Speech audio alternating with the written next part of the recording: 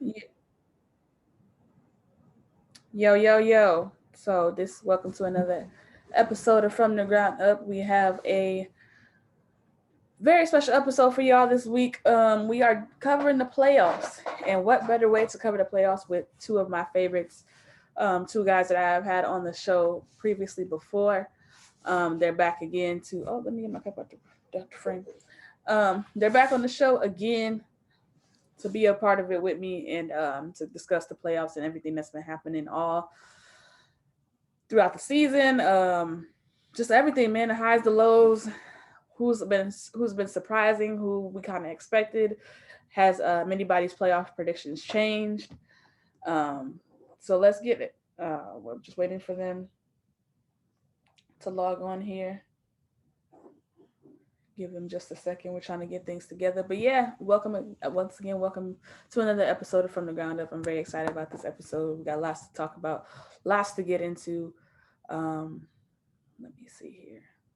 Okay, so yeah, just waiting for them to log on here, and I'm going to see if I can brighten it up a little bit in here too. One moment. Okay, see something really quick. Okay, so we got. Oh, I think we got one of our guests here. Let's see what we got. All right, Jay, can you hear me? Yes. Okay, there we go, and we got our next guest coming in. Uh-oh. Yeah. Here we All go. right, James, can you hear me? Yeah, Yo, you all hear me? right. Yes, I can hear you. So we on, gentlemen. Once again, appreciate y'all for coming through the show once again for another episode for the both of y'all. Now, um, everybody should know who y'all are, but we'll do the introduction again just in case we get some new. Well, we're gonna get some new viewers, but just in case for the people that don't know you guys. So Jalen, I'll start off with you. Let people know your name, what you got going on, and we'll go from there. I'm Jalen Mahone. Uh, Nothing too special about me.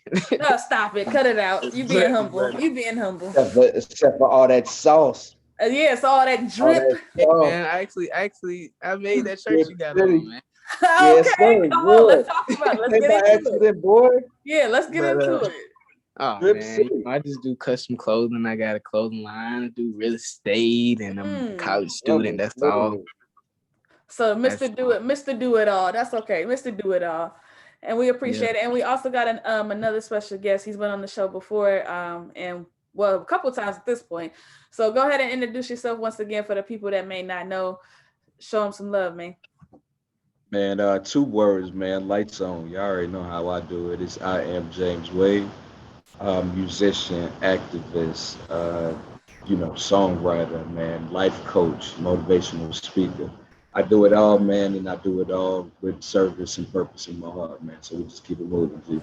For We sure, out for here. sure, for sure. Appreciate y'all, fellas, once again for coming on the show. Always an honor to have y'all. So let's jump right into it. It's a lot we have to talk about. The end of the season, the playoffs, everything that's going on right now, predictions, all that. We're gonna get into all of that. So let's start it off. I want to start it off with the towards the end of the season. So we had the play-in tournament, of course, to determine the 1 through 8 seeds in the playoffs. Now, first, before we get into any of the actual games itself, I want to know what is your guys' idea? Like, what? How do you guys feel about the play-in? Basically, like, what is your idea on the play-in? Like, because I know there are some people that were for it. There's some people that were against it. So what did you guys think of the play-in, and do you think it's a good idea going forward to have the play-in? I think I believe it kind of definitely made the league more competitive. It kind of made the kind of gave the playoffs a jump start as well. Mm-hmm. Kind of put people in the flow of things and kind of got people mind right. Like the time is now. Mm-hmm. Um, I do kind of like it though. I mean, for a team like Memphis to beat the Warriors, Mm-hmm. like in that position, like really don't it really didn't kind of matter what they did, but it just Mm-hmm. showed who was really more hungry and who was ready for the playoffs, if you ask me. Yeah. And I think I think it was interesting, man. I think it's of course it's something new, so people may not be used to it and too acceptive of it at first, but I think it's good for the league though, to be honest. Oh, okay. How about you, I James? love it, man. I love it. I ain't gonna lie to you. Like, I think they did a couple of things. Like towards the end of the season, man, there was still that intensity. You Mm-hmm. know what I mean? Like people weren't taking their foot off the gas. Like people were really trying to put themselves in position. And I even like how teams were strategic about like, okay, maybe we should win this game and lose the next game, so Mm-hmm. we can be on this side of the bracket, man. I think that's just high level. Just thinking about the game on so many different levels, and then um, having the opportunity, I think, to say, man, maybe I was close because there are going to be seasons where the sixth, seventh, eighth, ninth, 10th, and 11th teams will be extremely close to each other. And Mm-hmm. so for me, it's like, yeah, let me get a chance to run at them and still make it in the playoffs, even if at the end we came up a little short. Like at least give us the option to play in. Mm-hmm. So I love it, man. I hope they keep doing it. Mm-hmm. Um, the playing games were fire. Mm-hmm. You know what I mean? It'd be different if the games, right? They were great games. Yeah. So because it was one game, so I Right. think you bring up another level of intensity to it. So I love it. Right. I come in. I Sorry, 1 second, y'all. Can you plug that in for me, please? Thank you. So I think with the playing game, honestly, I was at first I wasn't really a fan of it because I felt like it was kind of like rewarding mediocrity to me. Just because it's always been the 1 through 8, and I feel like that's such an earned position. As far as like being in the playoffs. But I think like you said, like you alluded to, James, it made a difference in my mind because the games were fire, like they were competitive. And I mean, we got great games. Like, what I'm saying, we weren't, as fans, we weren't cheated from the playoff intensity, the talent level. I mean, it was pretty much John Morant's coming of age. Like we got to see so much potential in those playing games. So that the actual games itself definitely changed my mind because at first I was just like, this is dumb. Like, I don't know why they would do this because now it's not as competitive, but they shut me up. Like I was wrong Some because people got it. Some people got exposed too. yeah. Like Oh, I mean, talk about it. Let's get into it. Talk about it. so I don't know if I mentioned this on the last time we was on here, Mm-hmm. but I had a really strong opinion that I thought Draymond could be a Hall of Famer. Could not be That's or could be. could be. Could, oh, That's out the okay. window at this Oh, point. oh, wow. Please tell me That's why. Explain. so initially, man. The way I play, like I ain't never been on no AAU team or anything like that. Right, But right, right, this is right. the way I hoop though. Like Mm-hmm. I'm a scrappy player. Like Like, I just I ain't tall, so I use positioning. I use deep just my brain. When it yeah. comes to Mm-hmm. basketball. So I like his position, and I Yeah. think he's really effective when it comes to the Warriors. I don't care what Mm-hmm. nobody say. Yeah, for sure. And I think he did make that crazy statement that one time saying he was the best defender ever. But I think he's really good in this era and at his Mm-hmm. position, whatever his position is. I think he's Mm-hmm. um kind of on the same kind of wave, not Mm-hmm. skill wise as Rodman. Mm. Um but just man, he really folded, man. Those last a lot of times, in that playing game, like that Mm-hmm. wasn't Hall of Famer Mm-hmm. material. Zero impacts. Hell Zero. no, he Yeah. ain't. So Yeah. James, what is your? I mean, expound on that a little bit, James. What do you think? Like, Yeah, so I don't see him as a Hall of Famer because I think earlier in his career he had, he when he was, defensive runner up, mm-hmm. player of the year, that type of thing. Because when you look at the Hall of Fame, you look at a couple things. You got to look at credentials, you got to look at accolades. Did you Right. lead the league in a Mm-hmm. certain Yeah. No. category? And did you do Thank it you. for a long period of time? Mm-hmm. Did you make all NBA and did you make all defensive? Right. And if you're going to do that, you have to make it for at least a fourth of your career. Mm-hmm. So if you're like a 16 to 18-year player, which people their careers are extending now, Mm-hmm.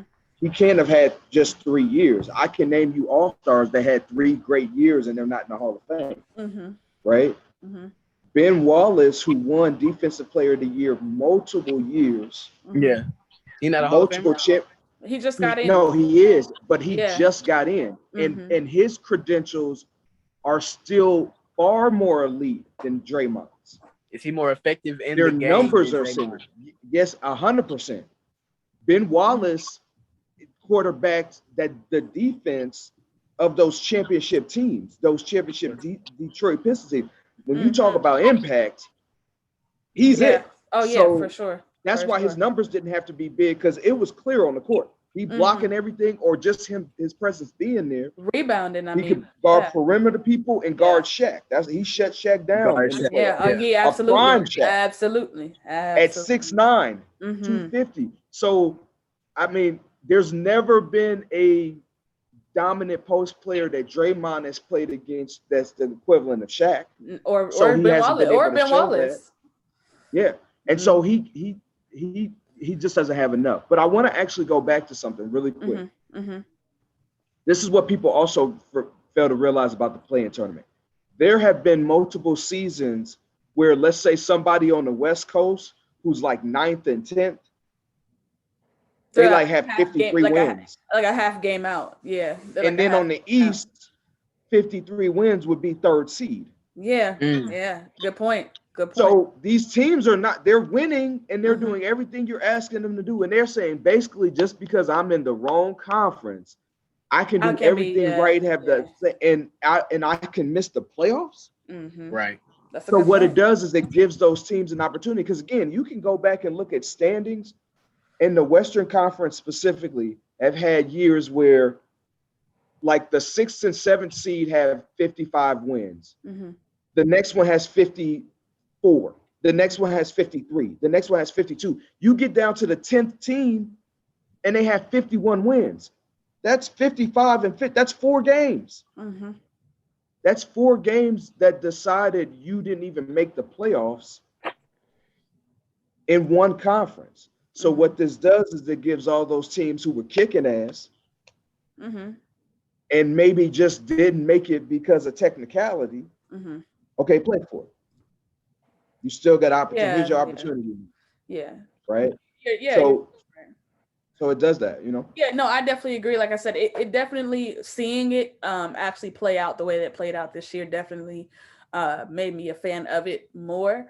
Because like I said, at first, when I first heard it, I was just like, no, like, this is stupid. But then, like I said, seeing the level of competition and just the greatness that we got to see in those games, it was like, wow, I'd have been real mad if I missed out on the opportunity to see this and to unforgettable games. Oh yeah, for sure. And to go back on your guys' point about Draymond, I feel you, because I was with you. I felt like he, prior to that, was definitely a Hall of Fame worthy player, but in that particular game, it definitely exposed a lot, because there were so many times where there were prime opportunities for what we thought Draymond was to be that, and he wasn't that.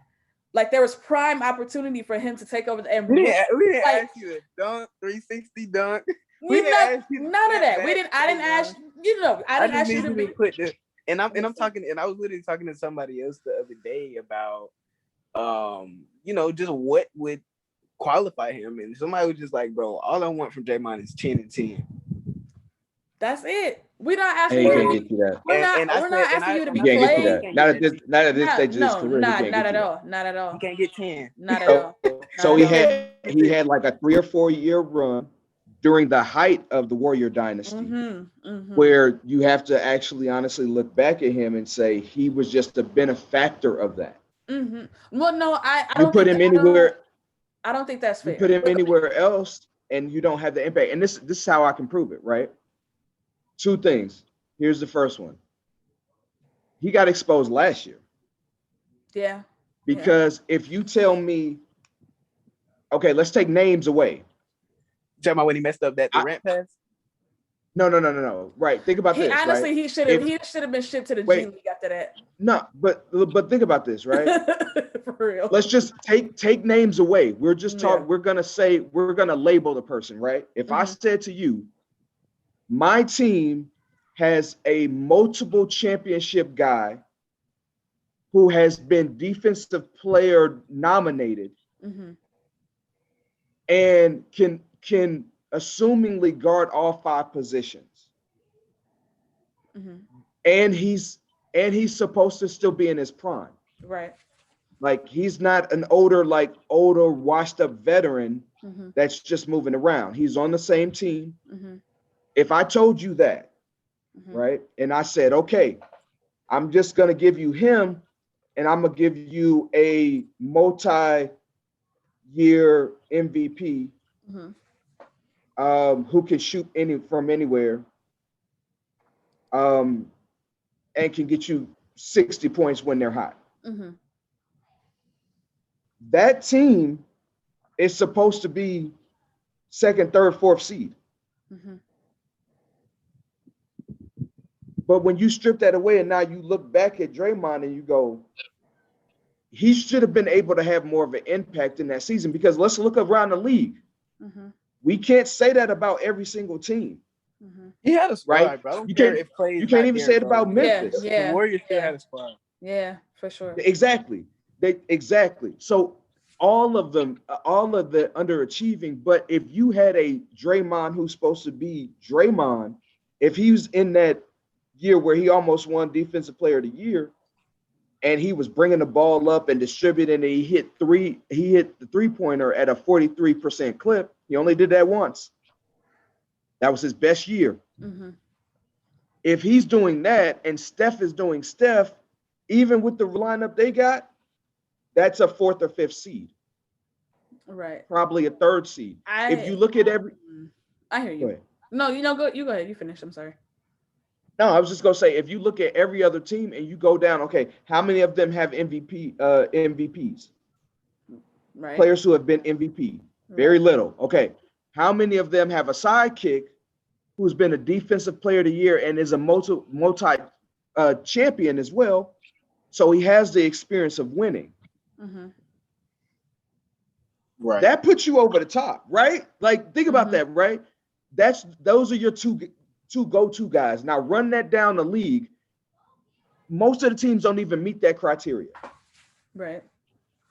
So how do you not do better than you are? Just with those two people, because somebody's underperforming. Yeah. No, somebody's resume on paper looks different than how they're actually performing. For sure. No, I totally agree. You definitely make some strong points. I do think though, the case with Draymond is that the Warriors aren't the Warriors without Draymond, and he's not Draymond without the Warriors, if that makes any sense. Like he was married into like the perfect situation to where you have two of like the greatest shooters that we've ever seen, probably of all time, on one team, and all you have to do is just do the intangible things. You just have to do the cleanup stuff, like, get the rebound and start the break, or set the pick so Steph can get open, or when Steph shoots you the ball and he cuts, throw the pass. Like he just does the small intangible things. But what the problem is that I think he's everybody else has to be great for him to be great. Exactly. And he's pretty much, it's so like everybody. And he's kind of at this crossroads in his career where like you better. Oh, for sure. Because if Steph's not Steph, then it doesn't matter. Like we're not talking about Draymond the same. If Clay's not Clay, it doesn't matter. We're not talking about Draymond the same. So yeah, they have to be elite in order for us to look. That weakens his argument. Yeah, it does, and this is where I bring it home. So I mean, all I'm saying is that he's at this crossroads in his career where he already was working at a disadvantage because he's small for his particular position. He's a small guy for his position, for one. So he already has that working against him. And then he does, people who do the intangible things that he does, you don't really have a long spanning career. Like your career doesn't really have a long shelf life, because there's only so many years you're going to be able to do those small things where people start to catch on, and it's like, okay, well, if I can stop this and this, I can neutralize you. You're not a factor anymore. And I think that's what happened. Got to be able to score at least 10. Yeah, and I think that's what happened with the Grizzlies series, is because they have guys that hustle just as hard as Draymond, and they're just as big, just as strong, just as fast, and can do exactly what he does. But they also can get you 10 and 10. So it's like, it neutralizes that. So that's why it exposed to what Draymond really is. Unfortunately, he's not as great as what he's been led to believe. Now, that's not to say that he can't provide value to a team. It's just that he doesn't provide the value that he thinks he values. You know what I'm saying? Like he can't start for most teams. No, not at all. Not at all. And honestly, he can't start for most teams. No, not at all. And honestly, you can't even be a Hall of Fame candidate if you can't even start for half of the teams in the league. And let me throw this in there. If it would have been any year that he shows that he's a Hall of Famer, it would have been this year. It would have had to be because this is your like you said, James. This was your time to show us that you belong in that class, and you didn't deliver on that. And if I could throw this out there, because there have been rumblings of if the Clippers don't fare well in this playoffs, that Kawhi is looking at Golden State. If that happens, they got to get rid of Draymond because they're not going to be able to afford to keep all of them. That's a whole. You know what I'm saying? These niggas is building teams and hopping shit. Oh no! I'm not saying. It's like I agree. If Kawhi goes to the Warriors, bro, it's hard to even have rivalries anymore because niggas be on the team that they was rivaling 2 years ago. Yeah, no fact. But here's what the the thing. hell is going on, man? These niggas is tripping. Like, well, okay, so I'll just leave that there. But I just was kind of throwing it out there just to kind of solidify. Like, I'm old, man. If that does happen, like. They ain't finna keep Draymond. Like Draymond is not one of those pieces that they're like, oh, we gotta keep. Like if it's between Steph, Clay, and him, like bye, bro. Like you gotta go, dog. He almost. He'll go to the highest bidder. Whoever just want to give the most for him. For sure. He'll be and he's in there. He's gonna be somebody robbing them blind. Younger, lengthier, whatever. Yeah. He's gonna be robbing them blind. What's his name? Andrew Wiggins can replace that real easy. Get him out of there, bro. Oh yeah, he gotta go. He's been a bust. Him and hold on, okay, wait. I want to take that back. I don't want to call people names. I think he just hasn't lived up. You don't want him to come after you like Kwame Brown. You don't want to come years down the line. The argument that Jalen Rose made was actually. That the argument that Jalen Rose did make was very adequate. Like he was spot on. Like it's easy when you can critique someone's game, right? But you don't have to call them names, right? Like it doesn't I don't have to call them a bust. You know, they could have his potential has definitely been always greater than what he's output, and you can tell because there's games where he has flashes. But in the 82-game season, you're seeing that maybe 10 times. And it's just enough for you to be like, man, if he could just turn that corner. Are you talking about Andrew Wiggins, bro? Are you talking about Andrew Wiggins? Yeah. Bro, I don't really expect. I don't he was the number one pick, bro. Yeah, but he's not turning. He's not gonna. He's never gonna turn that corner though. He was the number one pick. He was considered unanimously. Steph, bro, how many shots he gonna get? Bro, he was like this in Minnesota. He was this in Minnesota. He like this. This is my thing. To be real, I think with anything else, there's a pecking order, right? And I'll explain it like this. Me and you get on the court. We're both shooters. We both shoot a lot. One of us is going to decide, you know what? I'm not going to take the most shots. And sometimes, most of the time, it becomes very clear who should be taking the most shots. Now, there are going to be moments where maybe I ain't got it because I'm going to shoot.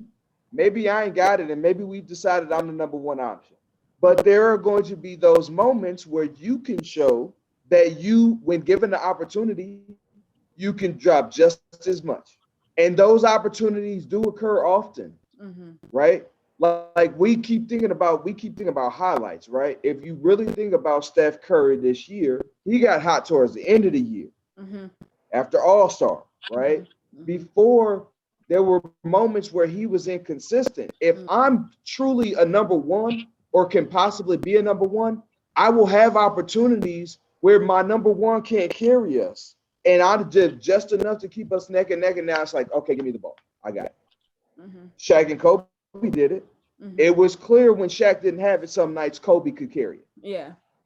That's what made us know Kobe was a number one. Like those people don't just hide. Like Paul George is not a true number one, and he shows that because when Kawhi goes down, Paul can't do it. Mm-hmm. Paul George is not a true number one, not on a contending team. We'll get there. His best teams were Indiana. Mm-hmm. And he really wasn't even a number one. Danny Granger was, and he came up and showed like, like I can, yeah. Danny got hurt. Mm-hmm. I can be more consistent. I'm a better ball handler. Mm-hmm. But Danny Granger was a way better shooter. Oh, for sure. And he was more consistent. And they were both averaging 20 before Danny went down. Mm-hmm. Danny was still the leading scorer on that team. People forget that. Mm-hmm. Paul George just showed out in the playoffs. So again, Paul George, everywhere he's gone, was that the last playoff team we ever seen, bro? Was that the last playoff team we ever seen? Yeah, for sure. Yeah, 100%. Mm-hmm. Absolutely. Bro, we'll get. Nobody was ever calling them that. Yeah, we'll get there. Let's not, because I have a whole. We'll get there. So let's. Yeah, but that's what I'm saying. What's the name? Not a true number one. No, but honestly, or a true factor. I think the Warriors, honestly, back to kind of Andrew Wiggins, just a smidge here. I think that that's what we said. Yeah, so I think Andrew Wiggins works perfectly in a system like Golden State, especially when Klay comes back, because then he's not relied upon to be a scoring factor at that point. Like they don't need, because right now, I mean, exactly. They were looking for offense because they had Steph, and then they had Steph. Like, I mean, nobody else was really consistent firepower on offense for them outside of Steph. I think once Klay gets back, it makes things easier for Andrew Wiggins because he can become like a 3-and-D guy. And if you can be a 3-and-D guy, you could last a good 15, 20 years in the NBA for real. So if they can make 100%. So if they can, because I mean, he is I wouldn't say he's an elite defender, but he's a good enough defender to make a difference. And he can also, he's a spotty shooter. He's a spotty shooter, but when he has it works perfectly for the offense that they run. Watch this though. Watch this though. Steph and Klay are having a rough night, and you're going to rely on Andrew Wiggins? No, not at all. Your third string. Because he just almost got 40, but I don't do it. I mean. Okay, I'm going to ask you the same question. Are you betting on that? Are you taking Andrew Wiggins as your third option to get you over the top? Yes. And I'm going to go crazy. Honestly, I'm going to have to agree with Jalen on that one because this is why. Because so the probability of Steph and Klay having off nights it's not that high. Like let's keep it 100. So you're not gonna. That's actually not true. You can look at several playoff games in which, from year one where they actually won the championship to the year when they got KD, they better be lucky they had KD. Right? No, because there were a lot of times Steph didn't get it. No, absolutely. Klay has had big moments in the last 15 games, though. He definitely showed that he could be that third option, bro. No problem. He definitely. What are you saying? Say that again. I said in the last 15 games, he definitely showed that he could be that third option with no problem, and he's not scared at the moment. He just needs the ball. Mm-hmm. And he doesn't. But he also needs the ball, and he needs the pressure to be off of him. And that's the thing with the Warriors. That's because you're not expecting Andrew Wiggins to get. You know what I'm saying? Like he's not expected to be the number one pick. Andrew Wiggins. You're just expected to be effective. That's why I said I feel like he works with the Warriors because the only people that really have expectation is Steph and Klay and Draymond to an extent. But Andrew Wiggins kind of gets to fly. Like it's kind of like the Warriors team that made them so dominant before they even got KD is because, I mean, granted, like they had 3 of the top scorers, cool, fine. But they also had role players who excelled in their roles because they knew this is what I'm coming in to do. All I have to do is this. I don't have the pressure of doing anything else because they don't expect me to be Steph and Klay. I just have to do this and that's it. If I can do this, I'm straight. So I like Andrew Wiggins in a role like that because I feel like he would excel in a role where he just has to do his role. He's not expected to be the leading scorer or the number one pick or the, you know what I'm saying? Like he's just expected to just come in and do what we asked you to do. Basically, like you don't have to do too much, stay in pocket and we're good. Like that's why I say I feel like he works with them because that they need those kind of players to complement a Stephen Clay. But go ahead, Jalen. Nah, I mean, this is simple. Like, so we only brought him up because we were talking about Draymond. Yeah. And I said, maybe y'all didn't hear me, but I said that I believe that he could replace him because for sure I mean, quote unquote Draymond, I don't even know if you would call him a third option, but I mean, if you put Andrew Wiggins is he's not a third option. He's for sure like guaranteed. He can give you 10 and 10. He can get you 10 and 10. Okay, yeah. So let's look at this another way because I think you guys are romanticizing this a little bit, and this is why I say that. Ooh, if you take that team and you put that against somebody else, right? And at least most of the teams are at least 2 stars deep. Yeah. There's a cancellation that happens there, right? So Steph and somebody else cancels each other out. Point guards, top point guards are like a thing on like almost every team. Yeah. Every team for the most part has a top point guard. As you get higher in the positions, like center and stuff like that, there's less dominance, right? So, but at the point guard position, so okay, somebody's going for 30 with Steph, canceled out. Okay, now it's Clay. Clay's gonna give you 25, or let's say he's struggling, he only giving you 17. And now you got to rely on Andrew Wiggins. Now, okay, let's put him against. Let's go down the list. Celtics. Say because you got 2 stars, like you said. Okay. You got Jason Tatum. Yep. I don't care, bro. They third. They Fournier, Marcus Smart. He's gonna get 12, 15. And don't forget Jalen Brown. Jalen Brown can see hoop. those are your Jalen 2, Brown though, right? Hoop, and okay. Come on now. Okay, but how often are we going to? Because again, we're talking about actual matchups that would happen with elite teams, right? Yeah. Like we're trying to talk about Warriors as a dynasty and among elite teams. Celtics don't have no championships, right? Not in this era, right? And their 2 stars, you would argue, like they're still trying to. There's some holes in that team. Yeah. Give me like New York, right? Julius Randle, Stephen Curry. Okay, cancel out. Who's second option on there?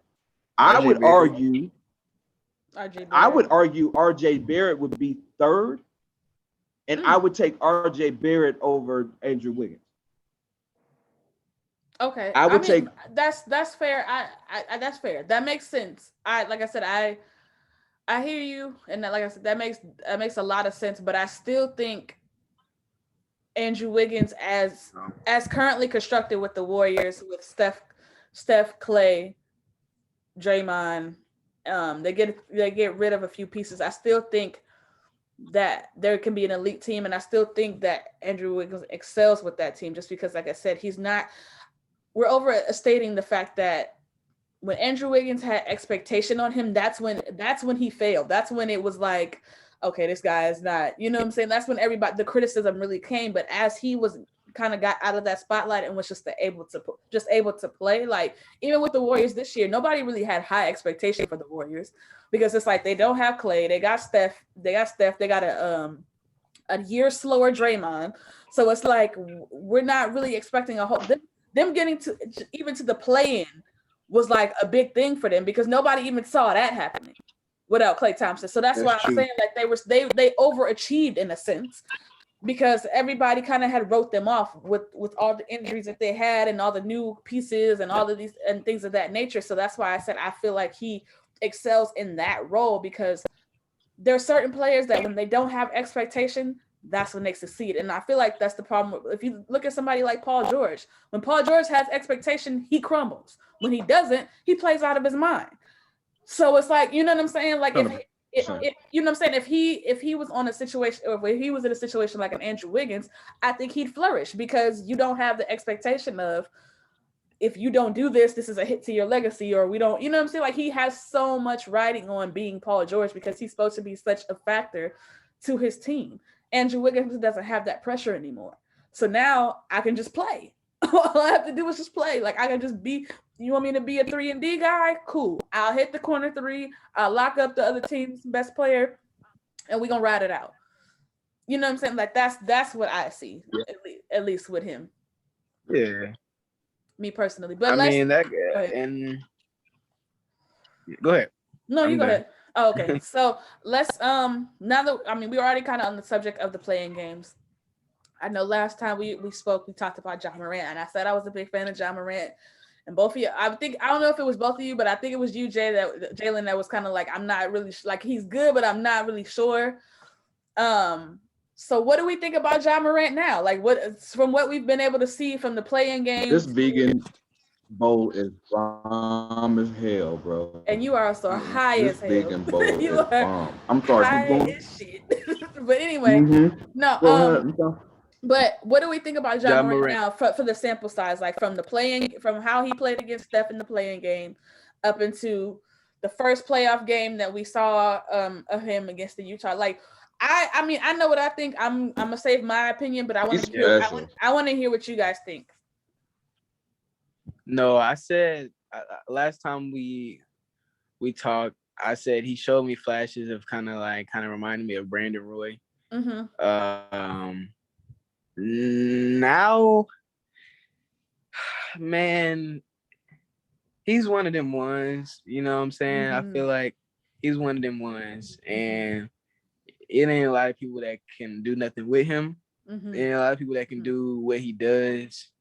So I do kind of take that statement back. I thought that just the way he moved, man, I just felt like he's real injury prone. But I mean, if he can stay healthy, man, I really love his grit. I feel like he's very disruptive. I feel like he's very disruptive. Like, he don't care who it is. It could be any team, any night, like, you know what I'm saying? It don't got to be at his house. Like, he's coming at you, and he's very smart too. I think he got a good IQ and very athletic. So with that, I mean, yeah, I don't know. I'm gonna leave it there. I'm gonna say something crazy. I'm gonna leave it there. Well, go ahead, James. How you feel?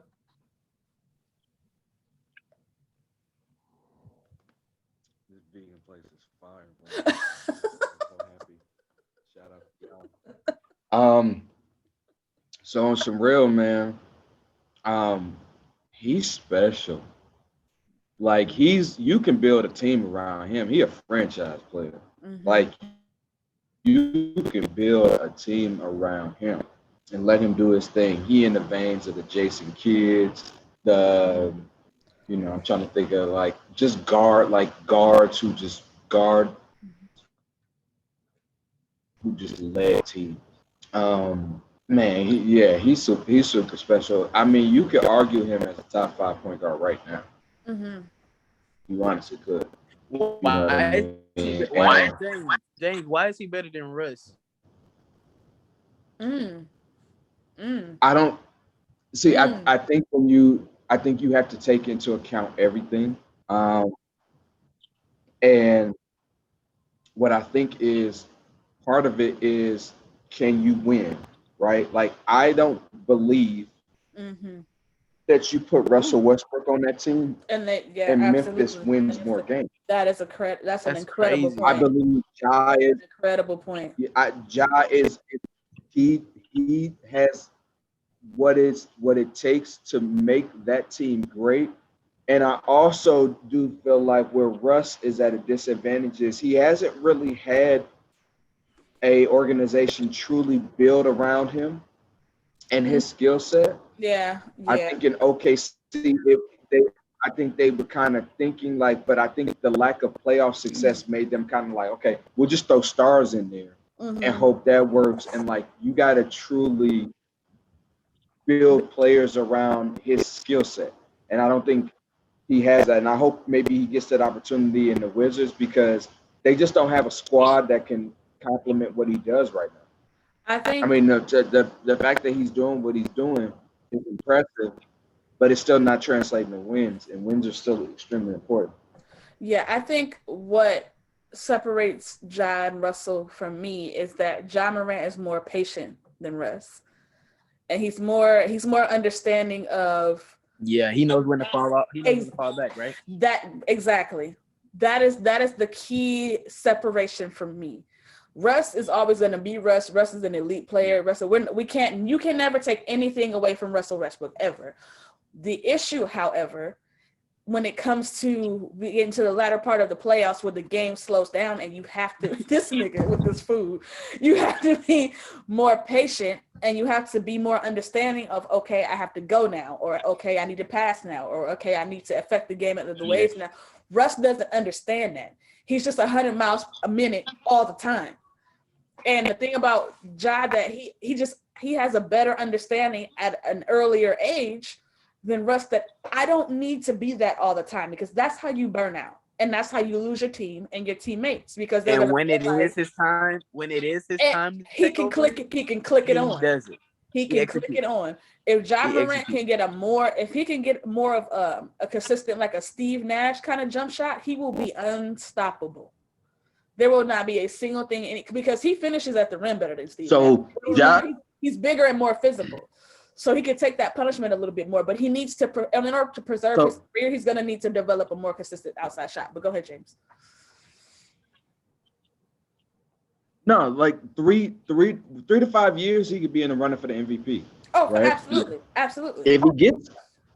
If he gets an MVP, and I don't even say even if he gets an MVP, I would argue, if we're looking at this, how long has Russell Westbrook been in the league? 10, 12, maybe 10 to 12 years, somewhere in there. Okay. In 10 years, when we look back on Ja Morant's career with this type of trajectory, we would probably say Ja Morant had the better career. Not even probably. It'd be a definite at that point. Whoa, man, come on, triple double now. Come on. No, I know. I'm not, and like I said, I'm not. Russ is still going to be a Hall of Famer. His team success, Ja's team success will eclipse that. Listen, Russ is going to be a Hall of Famer. He's going to be a Hall of Famer. I'll put it in that perspective. He'll be a Hall of Famer. But he's going to be an Allen Iverson. He's going to be a Carl Anthony. Absolutely. Really great players who did it on their own. Absolutely. So you mean better career by a better winner? Yes. Yeah. Winning matters, bro. That's why we talk about Hakeem in a way that we don't talk about Ewing. Yeah. Yep. No, winning. I mean, winning definitely matters. And like I said, Russ is, like James said, he's in that category of the Carmelos, the Allen Iverson. Like even I would say Allen Iverson, because people love. Listen, don't start. People love Allen Iverson, right? Like he's beloved, he's revered, he's a cultural icon, he's all of those things. Russ is the same way. People love and revere Russ too, and he'll be a cultural icon as well. However, we're not going to put him in the category of successful winners, because he's not a winner. Like I said, Russ only knows one speed to play. It's 100 miles per minute, and you can't win that way, because you don't see anything else but yourself. Like it's just I have to rebound, I have to shoot, I have to pass, I have to do everything, and then you burn yourself out. Like I said, Ja has an understanding right now of, okay, let me get my teammates involved. Okay, cool. Everybody's got a consistent couple shots. Perfect. Boom. So let me go on a run where I score the next 8 to 12 points. Bam, got that out the way. So now, teams are double teaming me now. Okay, let me rely on my teammates. My teammates are already in the rhythm. They've been setting picks for me, so they're already in the flow of the game. So when I kick it to them, they're going to be confident enough to knock down the shot, because they've gotten a touch of the ball. Like I've gotten everybody the ball at least a couple times to get a couple little points, couple little rebounds, couple little whatever. So it's like now it's cohesive. It's not just me doing everything. With Russ and all the teams he's been on since OKC, or even after what he was talking about OKC after KD left, it's been, I got to get 40 shots. I got to get 20 rebounds. I got to get 15. Like it's in, and then, you know what I'm saying? When and it's shoot time, 10 3-pointers a game and have a 26%. You know what I'm saying? Man, 10 3-pointers a game and you might as well just give him the ball. Yeah, like he'll shoot 10 3-pointers a game and make 2. Like, what are we, you know what I'm saying? Like, you have to understand at some point, okay, my shot's not falling. Let me let me get it somewhere else. And he's never and probably never will grasp that concept. And Ja has that, which why is that there's a separation, I feel, between Ja Morant and Russell Westbrook, because to be that young and to have that understanding, he's gonna last a really long time. And we're gonna mention him with the And greats it's if he too can late in stay his on the career. It's too late in his career for him to not to notice or know exactly when is that time. and this because it comes to a point Way where too late in his career. it comes to a point where it's you don't want to do it now. It's not that you don't know how or that you don't know that it needs to be done. You just don't want to do it. You know what I'm saying? Like you just don't want to do it. And so it's like I hate it for him because, like I said, I love Russ, but it's just the reality. He's never gonna win playing that way. Now, if I don't, okay, so let me throw this out there. As far as with Ja, do you think Ja stays in Memphis his whole career?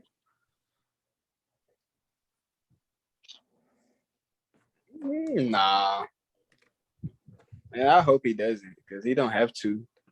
I mean, He don't. especially the way the league's moving out. Like, I hate I the mean, way the like league is moving now. I hate it. yeah, like it Niggas ain't no play on loyalty 5 to no teams in team for 7 real. years and shit. Yeah, That shit is ain't no weird, loyalty. man. It is. How do you develop rivalries? How do you really balance rosters and really get shit going, man? You can't The get shit NBA. The, popping, niggas. the NBA is the These is AAU. musical chairs and shit. No, the NBA is the AAU. But bro, would you want to live in Memphis your whole life, bro? Hell no. Nope. I think if I'm competitive and you drafted me and you believed in me and you put the right pieces around me and you keep me competitive, if I can be on the team where we fighting for the top 4 spots every year, yeah, sure will. I'm I not mean, saying Memphis is a team. I'm saying Memphis the city. he said, "Would you want to I, live?" I don't I don't think I don't even think it's so much about that. You got to realize these Oh, it these is about these that though. dudes can hop on a jet Oh, at it any is definitely time. about that. It's for surely about that. How? In today's NBA, That's what they always talk about, bro. it's about location. It's about where they can best expand their business portfolio. It's about all of that. In today's NBA, that is a consideration for free agents as far as to stay or Okay. it, And unlike any other time in history, you can do that anywhere. That glitz and glamour of I have to be in LA or I got to be in New York or I have to even be in a big market is false because Memphis is not a big market, but only with him and his profile, he already understands my profile is bigger than the city. My profile is bigger than this team. I'm already seen as a national figure, and he is. The only people at his age that are seen that way is him and Zion, just from that class. right. I But I don't think if Zion, my brand can carry me anywhere, damn it, I can really. And again, no, go ahead. I'm listening to you. Go ahead. We lost you. What'd you say? Hold on. Can you hear me? oh, that threw me off. Sorry. Go ahead. No. So yeah, I can hear you. Okay, go ahead. What would we? That really threw me off. What were we talking about? Sorry. No, we were just talking about if Talking John about stays in Memphis. him staying in Memphis. Yeah, I think that's more likely than you guys think. I mean, I guess. Yeah. So okay. So it could be two things. If y'all don't want him to stay just because y'all want to see him move around, and I'm just kind of that traditionalist that wants to see people who stay with the same team, because I think also one thing as much as there's those move around LeBron fanatics, there's also those Kobe loyalists. And everybody understands the impact of being able to stay with one team. And so when you look at somebody like Luka Doncic, everybody knows he's going to be with Dallas forever. They'll make sure of it. If I'm a competitive guy and I know I'm a franchise player, okay, put me in the same position. So what has that done for Dame? What? Dame has a profile outside of Portland. Now they haven't built a solid team in Portland, but it's extremely also underrated because CJ McCollum actually plays a lot better in the playoffs than Dame does. The numbers actually support that. So, again, everybody looks at highlights. Everybody looks at, he hit the clutch shot. But yeah, look at actually the game. Like CJ McCollum will have like 32 points on 9 of 16, and Dame will go like 5 of 14, but hit the last 2 shots. You know what I mean? So no, but I love what Dame is doing because Dame is old school like me, and it's like I ain't got to go nowhere as long as you're not making it extremely difficult for me to contend. Yeah. And I'm confident enough in my ability to take out them motherfuckers because that's what makes me great. If I can beat you, and there are still Jordan loyalists, there are still Kobe loyalists who will say, "No, I'm a ride or die with one team," and I'm gonna hold them accountable. But but what's going to see is what this generation is going to see is when you go back, because even Shaq and people like that look at it now. Shaq moved around so much, it hurt his legacy. Because if you genuinely don't win at a high level at every spot, that becomes a knock. People do have the old school loyalists. When we still look at the people who are Mount Rushmore, those people are wearing usually one jersey, if two, and that's usually towards the end of their career. And we don't even remember those. We don't remember niggas that had to skip job hump 4 times. That's hurt James Harden's career. Mark this when I say this now. Even when the Nets win that championship, people will try to discount that because of how they got together. No, I think they will. No, I think they will. I think they will. You never thought about that. To kind of piggyback off of you. No. They will. They will. What do you mean they won't?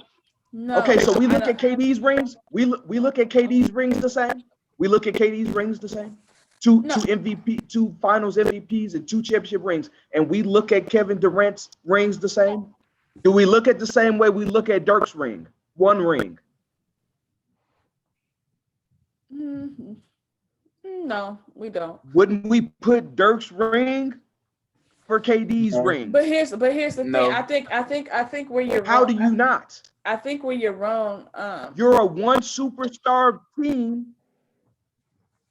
You're a 1 superstar team, and you beat a 3-headed monster who's expected to beat you. You're the underdog in the series. That's a better ring. You're not going to talk to any Hall of Famer and convince them otherwise.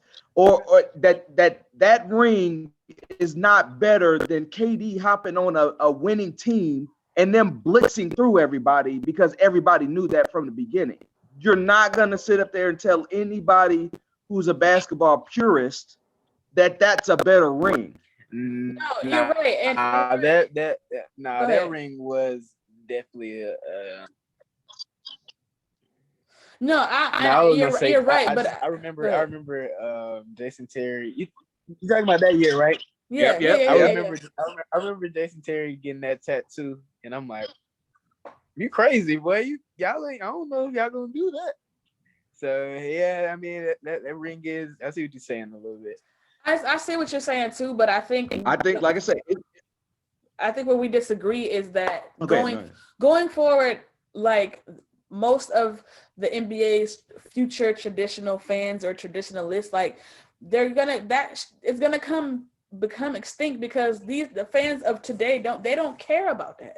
Like they don't care. Like Dirk is like the last of the Mohegans as far as like the 1 superstar led team that led his team to the championship and was able to, like you said, take out the 3-headed monster. But going forward, as the future Hall of Famers come into the Hall of Fame, they're not gonna have those conversations. Now, the OG traditionalists, like of the Hall of Famers of old, absolutely, because they come from an era where that's unheard of. Like Jordan said, I would never team up with Larry Bird or Magic Johnson because I wanted to beat them.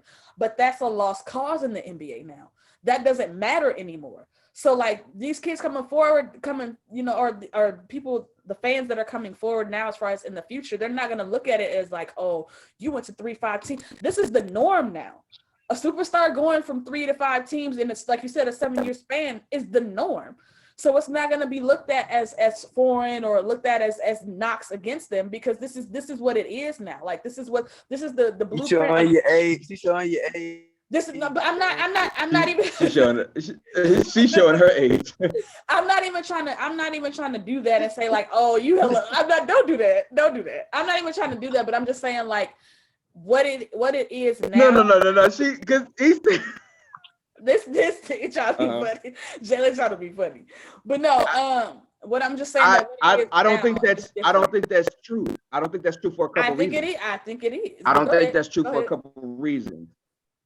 Because first, the most influential team ever is still the Dream Team. That era, that still epitomizes the gold standard of basketball. See, we can talk about eras all day, but when you compare them to other eras and people go, this is still the gold standard, then everything else will fall under that. So these level of superstars are still not going to eclipse. If you name Jordan, Magic, Bird, you still take them over anybody in this class. You still do. Even if you go LeBron, because you can't use Kobe. Kobe's not in that class. You go Kobe, Durant, and anybody else, everybody's still taking Magic, Bird, and Jordan. Okay, so we're going to start there. But who's now, everybody? When you talk about, that's an old time, the super team, the first real successful super team that kind of came together at acquisition is 2008. What do you mean?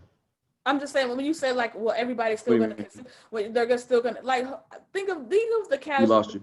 I'm sorry. Can you hear me? Hello, can you hear me? Yeah, I can hear you now. Okay, so think of the most casual NBA fan that you know right now today. How old would you say that they are? Probably around like 18, 17. 18. Okay, so they don't know. Casual fan watches games at least one time a week. They don't know the Dream Team. They're not referencing Jordan, Magic, and Bird. I could reference that because I mean I'm only 29, but at the same time, like I can reference that and say you're right, man. That is the goal. That is the goal standard of basketball. But to the casual 18-year-old, that's not the goal standard. But you know it when you see it, though. I know it when I see it. But this is why that argument fails. You know it until you see it, because that's why The Last Dance was the most viewed documentary in the past. You see what I'm saying? Because once you saw Jordan in that era, and even when you look at this era, you're like, damn, that's different. You automatically go, yeah, these niggas ain't built like that. If that was true, you automatically. So yes, it doesn't matter. Oh yeah, these niggas is nice. As soon as you see, if that was true, there would be nobody bringing up, could the 2017 Golden State Warriors beat the 01 Lakers? If that was the case, there would be no argument for that. There are conversations literally that these. That's just clickbait. No, it's not. That is just clickbait. No, it's not. They do that all the time. That is a real conversation that is being had. That people were a casual NBA fan between, I would say, 18 and 25 think that the 2017 Golden State Warriors are the greatest offensive team that's ever played basketball. Now, you and I know that that's not true, but to the casual NBA fan, they don't know that. Even seeing the evidence. Okay, so that. are we talking about? Okay,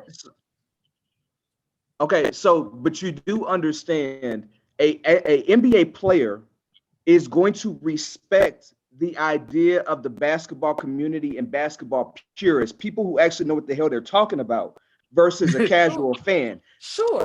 The player makes the move based on people who are in the know, not the people that they know don't know. They're not going to argue with somebody who say, man, I know this motherfucker don't know shit about basketball, versus somebody in the community who is well informed, who says, hey, this new era of people just hopping ship. Because again, there are a lot of Kobe purists that are in the league that are young. Jason Tatum is one of them.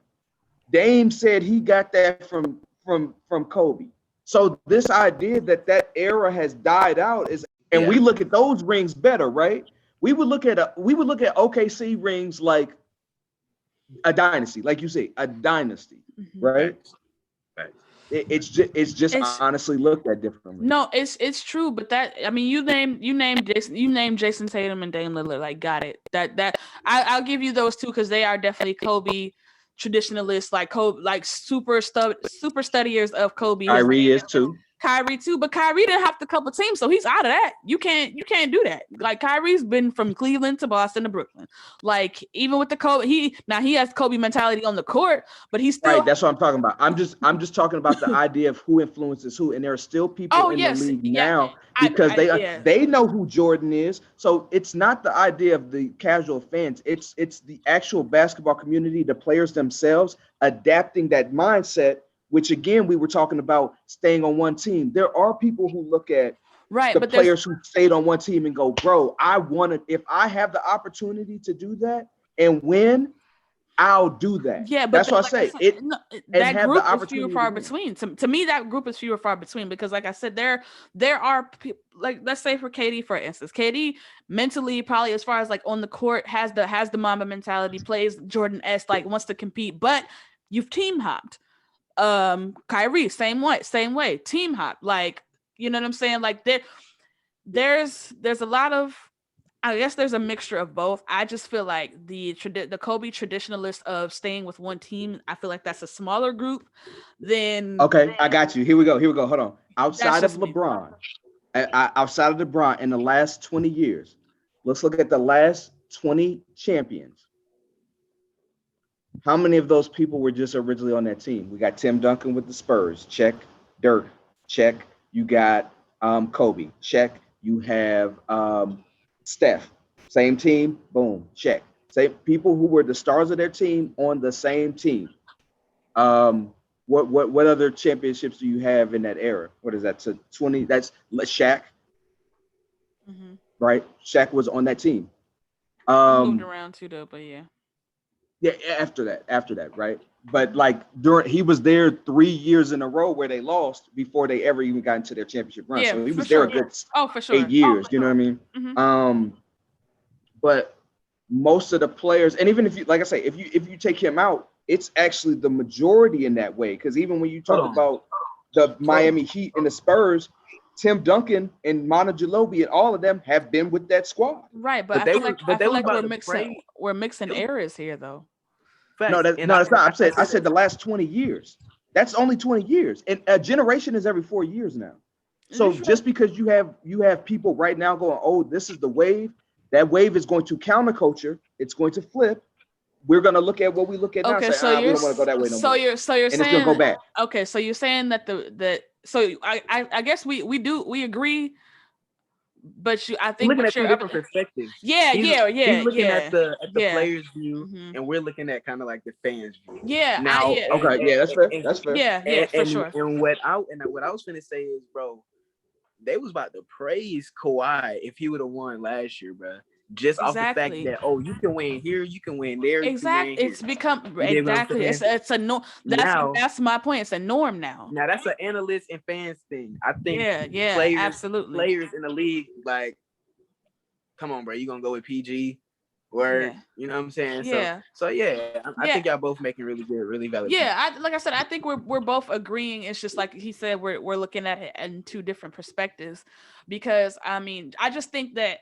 I guess in totality, what I'm trying to say is that I just think that the new norm as of current NBA, like right now today, like the casual fan would want. The casual fan is gonna see what we have now and be like, this is the greatest thing I've ever seen. Now, if you're a basketball purist 100%. And you're willing to do the research and the knowledge and go back and look at the greats before then yes, you obviously compare and contrast the two and be like, well, wait a minute, this is something different than what we have now. But most casual fans aren't going to do that. They're just going to look at what's presented in front of them and be like, okay, well, this is the greatest thing I've ever seen, so I'm taking this and I'm gonna run with it.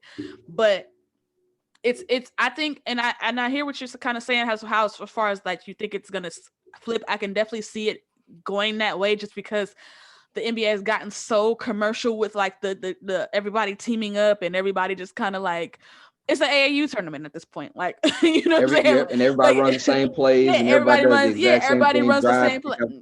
There's no true defense. Everybody's shooting logo threes. It's, you know what I'm saying? So I can see it flipping back to what it used to be. I'm just saying that as of current today, what it is now, it is the norm for you to be able to team hop and win multiple championships with different teams and not be an accomplishment now. that, whether it's good or bad, it's in the air, I but was gonna that's say what it is. you really think they'll look at that and go, I like the product that I'm getting, because I'm telling you, the rumblings even now is the way every team looks the same, the way every team runs the plays. There is a urge, there is already a rumbling for something different. Like, Oh yo, yeah. this has got to be better. And even now, the way the league is played, it's actually going to revert. Like I say, it always goes back to Oh original, so yeah. it's always going to go Absolutely. back Absolutely. to the way it was. I think when we look back at this era, it's still going to be, every era is going to be classified as, legend and have its own story to tell. And in its totality, it's just, I guess, how you view it and how you look at it. But I think, even when, as it goes forward and if it does revert back, I still think that people will still find accomplishment in what current NBA is able to do. Because at the end of the day, like we have, regardless of the nitpicks and the criticisms that we do have, we have been spoiled as NBA fans to see some incredible shit happen over the course of time. It sucks that, like you said, everybody has to click up together, but even with that, we've been able to see some incredible basketball and see some incredible players play together. So for me, I don't knock it, you know what I'm saying? Like, I don't think, I wish it was more competitive just like anybody else, but I see the good in it as well too. Like, I'm not gonna fully criticize it where I'm just like, oh, it's so unbearable. Like, it ain't got, you know what I'm saying? It's not there yet. But I still think, so you guys said that the ring would be discredited. By some, which I do find to be kind of true. It depends on who you ask. What right? What do we say about this trio if they don't win this year? It's a failure. And that's why that's why I don't actually agree with what you're saying. Like, this idea of like, oh well, it's crazy to think that look at it like, if you are expected to win because your talent level in which you've acquired, not homegrown, comes together, multiple all-stars, multiple MVPs, and you guys don't win a championship when you're clearly on paper and with plain vision, we're not crazy. We know what we're seeing here. That's an elite level team. Yeah. Who have been together less than a year. Yeah. And we're not going to look at that and say, man, that's just not organic. Mm-hmm. Yeah. I hear you. Because this is what I'm saying, though. This is the difference between me asking you who won the championship in 2007 and you being like, I got to figure it out because it was one of the lowest rating championships of all time, and people don't really remember those series, and we don't remember these drafts, but we remember the 84 draft. It was the Spurs. And we remember the 96 draft, and we remember the 04 draft. It was the Spurs. Right, but you're not a casual fan, right? Yeah, no, I'm just messing with you. I know what you mean.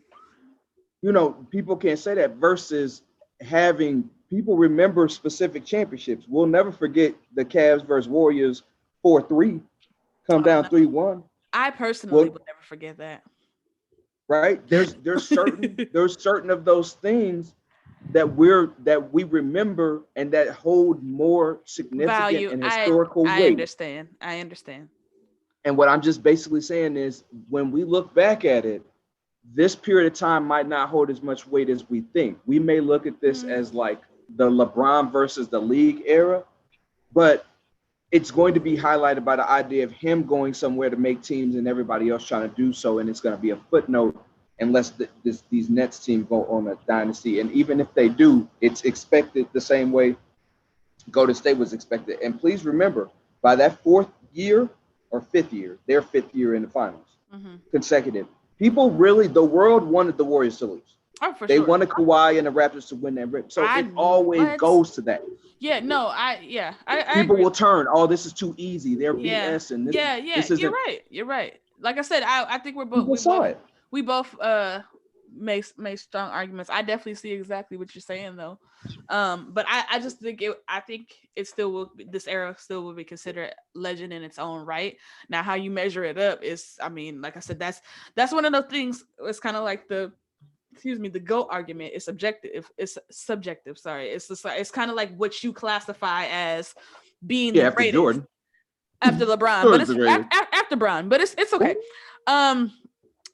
I'm just it's just who you it's basically what your requirements or what your criteria is. Where's LeBron going this year? First of all, Where's he's he not going this going in. year? He's not going anywhere. Thank you very much. He's right. He's Listen, gonna make it out of the first round. listen. You're in our business. You're in our business, and we don't like that. Okay, you're in our business. And You Ooh, already that window, know. that window closed quick. yeah. Don't play. Listen, you're in our business, and we don't like I said, it. don't play, but Thank you know he's you. making out of the first round, bro. Put money on it, damn. Since y'all talking, First of all, y'all don't since even believe. where's Y'all don't even believe. excuse me, sir. Where's Kawhi going next year? Because you was talking heavy about Kawhi last episode. We're not talking that same talk this one. Well, one, I'm not a Kawhi or a Clippers fan, so you can't like buy. You guys are Lakers fans, so let's first get that straight. And second of all, I don't know. He should go somewhere where he has a better chance of winning because obviously this Clippers setup doesn't look very good. Oh, so he should leave. All that talk you just Yep, Kobe mentality. If he was going to stay somewhere, he should have just stayed his ass with the Spurs. To be honest. No, he should have stayed with the Raptors, bro. He should have stayed with that was his best out because he burnt out. I mean, him and San Antonio they couldn't ever get back on the same page after that whole. We see how that Raptor roster has developed over time. Very good. It only developed over time that way because Kawhi left. Like if he stays, it doesn't decimate into that. They're literally with Kawhi. Those same people. All of those same people's efficiencies went down. Every single person that's on that team. They didn't have Kawhi. No, right. Like if LeBron leaves, Lakers gonna do the same. That's not an argument. Okay, that's so let's we're not even Kawhi can't win the game. He still needed a support system. The support system the year before when he won the championship. Is this the same Kawhi? Is this the same Kawhi that you told me was clutch still? That has nothing to do with you in the rest of the game. So that means he can't win the game. If he's not clutch, he can't win the game. They go hand in hand. No, that's not your correlation is terrible. It's not. It's not. This is what you're saying. Because I'm saying he does not have a team. I'm saying the championship year, you take all those players and you look at how well they did afterwards, meaning the roster was already aging in a favor that would not help Kawhi. So staying another year would have just tarnished that whole thing he had in the Raptors. I would argue he should have just stayed with the Spurs. You have a better coach, check, and you have a winning program who knows how to consistently win in every era. They won. San Antonio was one of the few teams that won in every era, them and the Lakers. So I would rather have stayed there than with a team. Marc Gasol came in last minute. We see what he looks like now. Everything, Ibaka's not as good as he was the year after that. The only person who actually PR went up is Siakam. So, that's because he moved into the spot. Kawhi, yes, makes a difference, but he is still going to need other people to help him, just the way Kyle Lowry did in the playoffs. Kyle Lowry was not as efficient the very next year. You're putting him with the older roster. That's why LeBron kept leaving. He kept looking at the Miami roster. He's like, these guys are just going to get older. They're locked in the long-term contracts. I can't win as they age because they're not getting better. I'm still in my prime, and everybody else from the time I teammate with them goes down. You don't build a team that way. You build a team with an upward trajectory. Hey, I'm at my prime, and other people are moving in that direction. Here's why. So Fred VanVleet and Siakam, those three couldn't have been competitors. What do you mean? I'm saying like that's the only support he needed as Kawhi. You only need Fred VanVleet and Siakam, bro. Why would that be the case?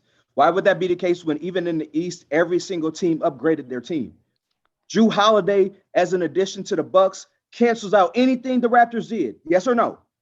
Okay, so what are we talking about? So, but if he stays in San Antonio, every other team gets better. If he stays in San Antonio, that doesn't make any sense either. Because here's the thing with Kawhi that people seem to miss or skip over is when he was with Okay, so let's just pretend that he never got injured, and he's. let's just pretend that he never gets injured with San Antonio, because that's what kind of derailed his relationship with San Antonio. He got injured, he didn't like how it was handled, and they split ways. So let's just pretend for old time's sakes that never happens. Okay, so you stay with San Antonio. You're on a team with Manu, Tony Parker, Tim Duncan, right? So you're kind of in a Kobe situation with the early 2000 Lakers, because you have the best opportunity to play one-on-one, because the onus is going to be focused on Tony Parker, Manu Ginobili, and Tim Duncan, because those are at the time, at least at the time, they are the stars. They are the main centerpieces of that team. So you're kind of, I mean, you do what you do, but you're a sleeper at the same time, because it's like they're not really keying in on you just yet.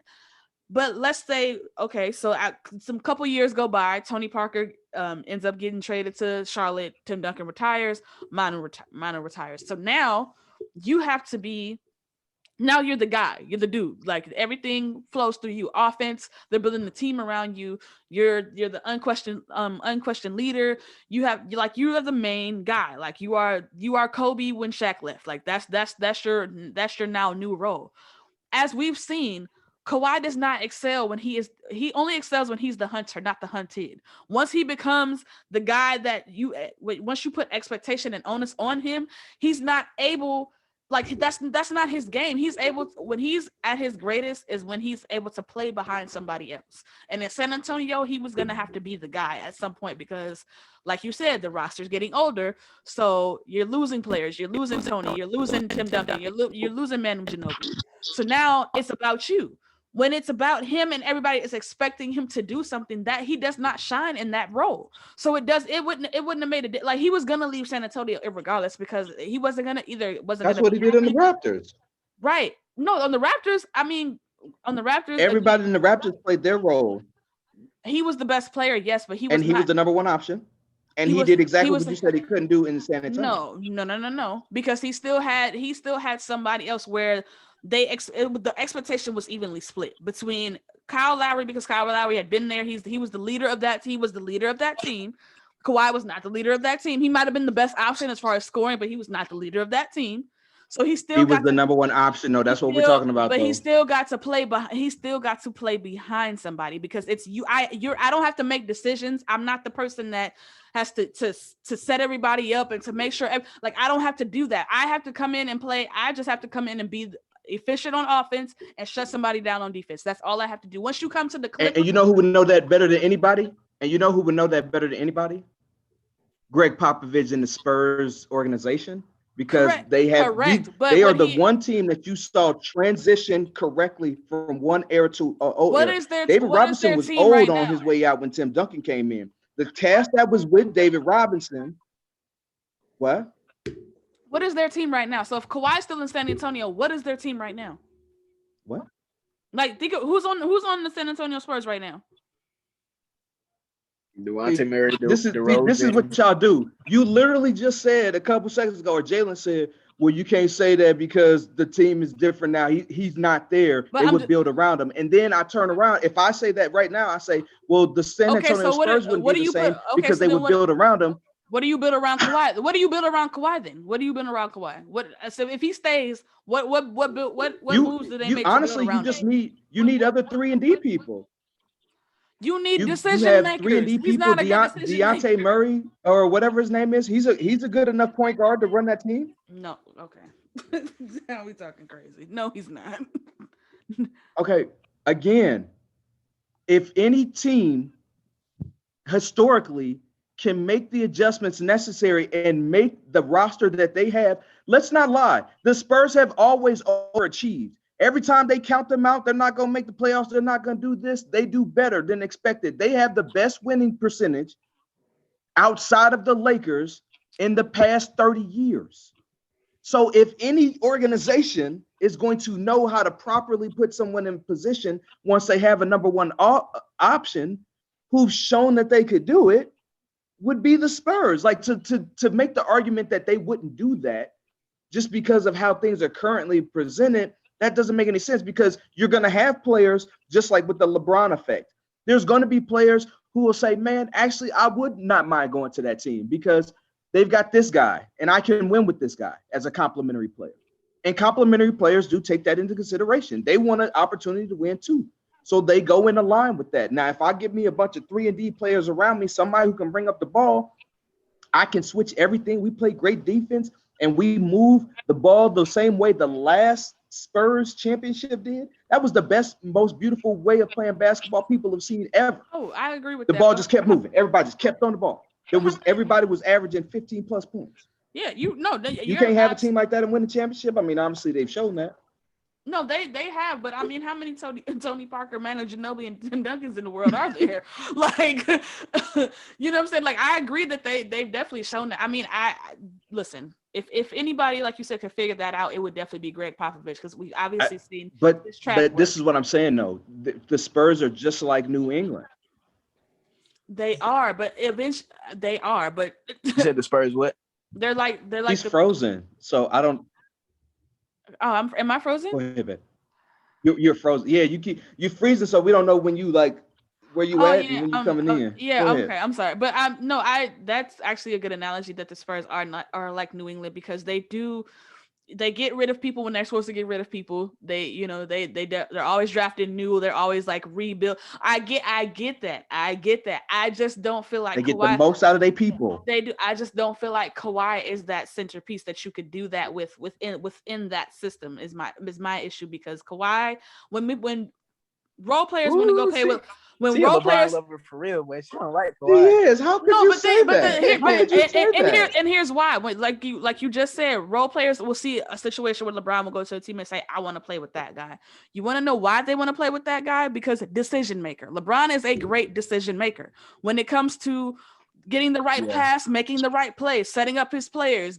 If a certain teammate is known to be a shooter and he's not shooting well, hey, let me holler at you. When I kick it to you, don't pass it back to me. I passed it to you so you can shoot the ball.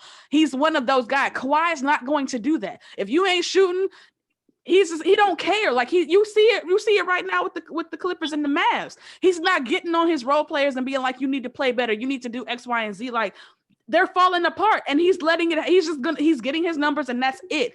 That's why I said he's not somebody that you can build around, because how do you build around that?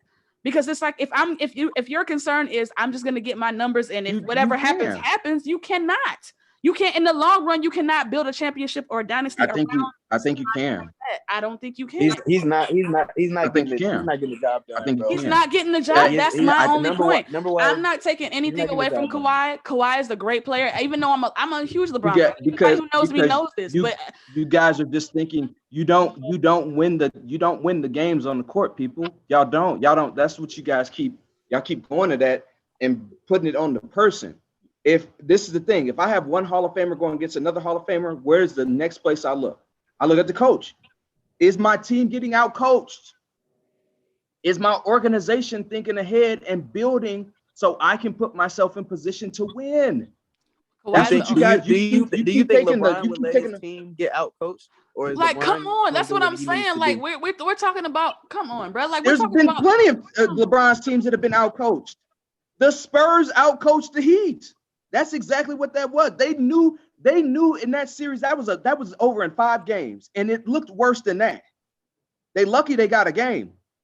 It was like they had seen something they had never seen before, and they're picking them apart. That's out coaching. So that's what I'm saying. If you leave it just to the star all-star, if you leave it to the star player, then a lot of people are going to have flaws. But in the same manner, see, LeBron benefited. One other thing LeBron benefited from was he got drafted in the same area in which he lived, and they saw him as home. There's an investment there that is deeper than someone else who's just a number 1 pick in a whole nother state would get. So the idea is you're the hometown kid. We're not winners. We're going to do whatever it takes to try to build a team around you. They did it terribly. But the motivation they didn't do a good job. Right. But we know plenty of players who had to leave teams because the organization was not willing to do so. And here we are discounting an organization who has proven over and over again that it's willing to do the work to put people in position to win, as if they wouldn't do that. I'll give you this with the Spurs and Kawhi is that I don't think we got to see that relationship materialize long enough to know what it could have been. So I will give you that. However, I think with the Toronto situation, like I said, I do think But that he your had a bowl is never ending. Like, what's in the bowl? yeah, I'm like, damn, like this nigga has been eating this whole show. But I think with the Toronto situation, I think he got to play behind Kyle Lowry because Kyle Lowry was the sole decision, like he was the point guard, so he's the sole decision maker distributor. So I get to just play my game. Like I don't have to be the guy. And what really separates it from me and kind of pushes it back for me as far as Kawhi is that once he was delegated the guy, and as far as with the Clippers with him and Paul George and them, they getting all these role players and they, everybody's cocky and making all these videos and I'm the king of LA and I'm the like all that extraness just to have a 3-1 lead and fall short. I cannot. I don't know. Like there's a chink in the armor. Did the Nuggets not outcoach the Clippers? They did. Did we not look at Doc Rivers and say, "Hey, you didn't make adjustments"? Isn't that why he got fired? That he got fired because Paul George said he didn't make adjustments. That's not why he got fired, bro. It's not why he got fired. You guys, come on now. Let's not do that. Fired, bro. They did not make adjustments. No, he didn't. No. You're not going to sit up here and say that Doc coached well in that game. See, you're just discounting it to make your argument. No, okay, that's actually not factual. That's not. No, it is because so if Doc Rivers is the reason why they blew the 3-1 lead, what's the issue right now? No. That's not what I'm saying. I'm saying what's the issue right now? Why are they down 2-0? Why are they down 2-0 right now? If Doc Rivers because the best player on the court is on the other team. Okay, so they have the same roster from. And why isn't he guarding the best player on the team? Like, what are we? What? Like, what? What would you do if you were the coach? Make Kawhi guard him. I'm putting Kawhi on Luka. Okay. So what are we talking about? And when Kawhi was on, that should be a no-brainer, bro. Why do we be like, put it on the player? There are other factors. When you're talking about elite level, you can't just stop at the player. That's why Mike had feel. Kobe and Shaq had feel. Kobe and Shaq were a different Kobe and Shaq before feel. They were. Okay, so when you get a better coach to put you in better positions, they can bring out stuff in you that you can't. So if we would have just judged Shaq and Kobe by that, that's not fair. So it's Ty Lue. It's Ty Lue's These are the best players in the world. Where else are you getting an advantage? So it's Ty Lue's fault because Kawhi's not. If me and you are dead, even as players, where do I get my advantage? Is it Tyronn Lue's fault? Bro, he's not. Is it Tyronn Lue's fault that he's not guarding Luka? Him and Luka are in the same level. This is the question I asked because again, we're putting this on one person. If I'm the coach, I can make a defensive scheme in which I say, hey, and actually, when they asked him in the post game, why wasn't Kawhi guarding him? The coach said, you guys will get what you want very soon. Why wasn't that already the plan? That clearly wasn't the plan. Bruh, why does it take 2 games for that to be the case? If you're Kawhi Leonard and you're as great as advertised, that's poor coaching. No, it's not. No, he's right. No, it's not. I'm right? No, it's not. Because it's not. Because if you're Kawhi Leonard, if I see the opposing player on the opposing team is cooking literally all of my teammates, I don't give a damn what the coach is talking about. Give me that guy. If I'm the lockdown defender that I'm supposed to be, I don't think it's that easy. I feel you. It's not. You're fantasizing. No, bro. So you're meaning to tell me if that Kawhi goes to Tyronn Lue and says, "I want to guard Luka," Tyronn Lue is gonna say no, and he's gonna be. That's it. Is that like? Yeah, I am saying that. Actually. No, absolutely not. Okay, then I'll give you example. No. I'll give you example. This is what I'm saying. No. I'm gonna give you an example. I played AAU. I played in school, right? I'm our number 2 scorer, right? We got a big man, right? He's not in the game. I'm the number 1 scorer. We're going against another team. They're like shooting guard is like fire. I come down, I drop. He comes down, he drops. I come down, I drop, and so he's eating us.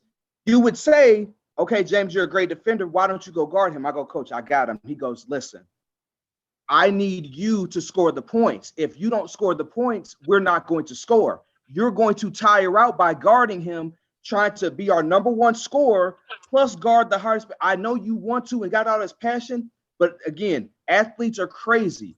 You need somebody who's level-headed, who's outside of the game to say, hey, maybe you shouldn't go back in this game. Because that's what hurt Penny Hardaway. That's what hurt Grant Hill. Because they were doing, I wanna do this. I'm macho. I can do it. And somebody didn't say, yo, that's not a good idea. That's not actually what's going to help us.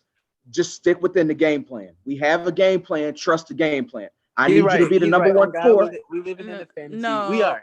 No, we're not. We no, are. I disagree. I know you don't You wanna know, give that that's you. You It really that is isn't you. that easy. No, you agree with that. I don't. So that's you. You agree with it. I don't. You don't have to. You don't have to. That's you. Because I really just got done with this argument with somebody else that played basketball, and he was kind of basically saying the same thing. Thank you. And okay. I mean, yeah, Right. It's strategy. You're thinking of this like it's too. You can't not when the other guy is returning fire. If you're the guy that I have to go to make sure we get over this game from a scoring position, if this other guy is so good, I'm just trying to wear him down and I'm gonna tire myself out, then I can give nothing on the other end. So what did you? Even LeBron has got smarter late in his career, and he does not do that. He doesn't do that for long stretches of time. What did you bring Paul George in for? What is he there for? Why is still he a there? coach decision. Why is he there? I want to know. Since I'm wrong, I want to know. Why is Paul George there? I want to know. Okay, so let's first look at the Clippers roster. Where are you getting your points from? Not Rondo. Outside of Kawhi and Paul, where are you getting your points? That is not the question that I asked. That's the answer. That's not the answer, though. Why is Paul George there? No, that's the answer. That's what are you not talking about? That's not the question I asked. I'm listening, Lana. Let's talk.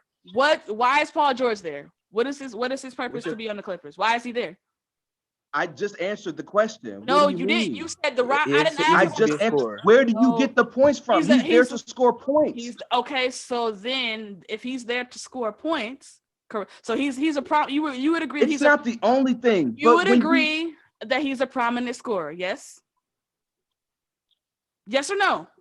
What I'm saying is, hold on, don't do that. What I'm saying is, if you have a team before they get there that is a strong defensive team, everybody agreed to that. And one of the top scorers on the team was the sixth man, which means they did not have primary offensive options. They already had defense there. It was clear. That's what Clippers were known for. Just a bunch of scrappy dogs. Yes, they are brought in to also add to that defensive mentality, but they needed scoring. That's why Paul George made sense. That's why they both made sense. They're both scorers who can also fit in with a system and a culture of defense. But they still, if you take them away from doing the defense, you still have defensive players. If you don't have them score, nobody scores. They're there for scoring. Right? They're scorers who can defend as well, right? Thank you, Jalen. They're scorers who can defend, right? Yes. And so they're scorers who on a team that can't score. On a team that whatever. They're scorers who can defend. Am I correct? Am I correct? Just answer the question. You keep laughing and shit, but you don't answer the question. Answer the question. Yes, ma'am. Yes, ma'am. So they are scorers who can defend. So then there's all these excuses and we need him to be and he has to. No, if you are a great player, you should be able to do both. Kobe did both. Kobe did both. No excuse. Kobe did both. If the best player on the team is scoring on me, I'm scoring 40 and I'm shutting him down. There's no excuse for that. So you can sit here and all day and they're not scorers. There are videos, and while you say that, there are videos of Kobe telling that when he was going against T-Mac, he would guard T-Mac in stretches, not the entire game, because he knew T-Mac would tire him out. Kawhi's not even guarding. Kawhi's not even guarding Luka in stretches. Kawhi's not even guarding Luka in stretches at this point. He's guarding them He's guarding them two plays. Second game, that's not true. The second game, that's not true. Come on, bro. No, that's the second game. There were. He guarded them twice. Thank you. Like, what are we talking about? Twice the whole game. Yes. Bro, twice the whole game. That's what it was. Luka was clearly hunting switches for Paul George. You're still not answering my question. Was he not hunting switches for Paul George and Pat Bev? Okay, I think her point is, bro, he didn't want to stop. He didn't want nothing with Luka, bro. He did not. He didn't. And if you're he didn't even try, bro. What is your point? I don't understand that wasn't the original argument. It was about putting him in position to win, and you're basically just saying, well, he didn't do all these things, and I said there's other factors, but when you're trying to make a winner, you have to put people in position to win as an organization and a coach. You cannot discount that. Okay, so I'll simplify it as this. My point is this: with Kawhi, why does he need all these justifications and right situations and perfect? Like, if you're who's the better team? Who's the better team? No, bro. No. Who's the better team? Who's the better team? On paper or in what we're seeing? Would you take the Mavericks people over, not Luka Doncic? Would you take Tim Hardaway Jr. and that over the roster that Clippers have? No. Would you? No, you wouldn't, right? No. Okay, so that means Luka has better coaching right now. And who is his coach? All right, you got it, James. Rick Carlisle, one of the best. One of the best. What do we like this can't be fathomed? Like, okay, so who's a better coach? Who's a better coach? It should be Tyronn Lue. Rick Carlisle, right? So does Rick. What are you talking about? Again, and Rick had the number one team without LeBron, because Mike Brown looked great with LeBron too. He did. So you're saying Rick that Carlisle, the reason they're down 2-0 is because it's better coaching? I see. Why are you saying sole reason? What I'm trying to get you guys to understand is there is more factors just trying to equate one against one. It's not that. It takes more than that. That's why all of these other factors matter. So when I'm saying to you, you take one elite player and you say, well, this one's doing it and that one, are you looking deep enough? Are you going more layers?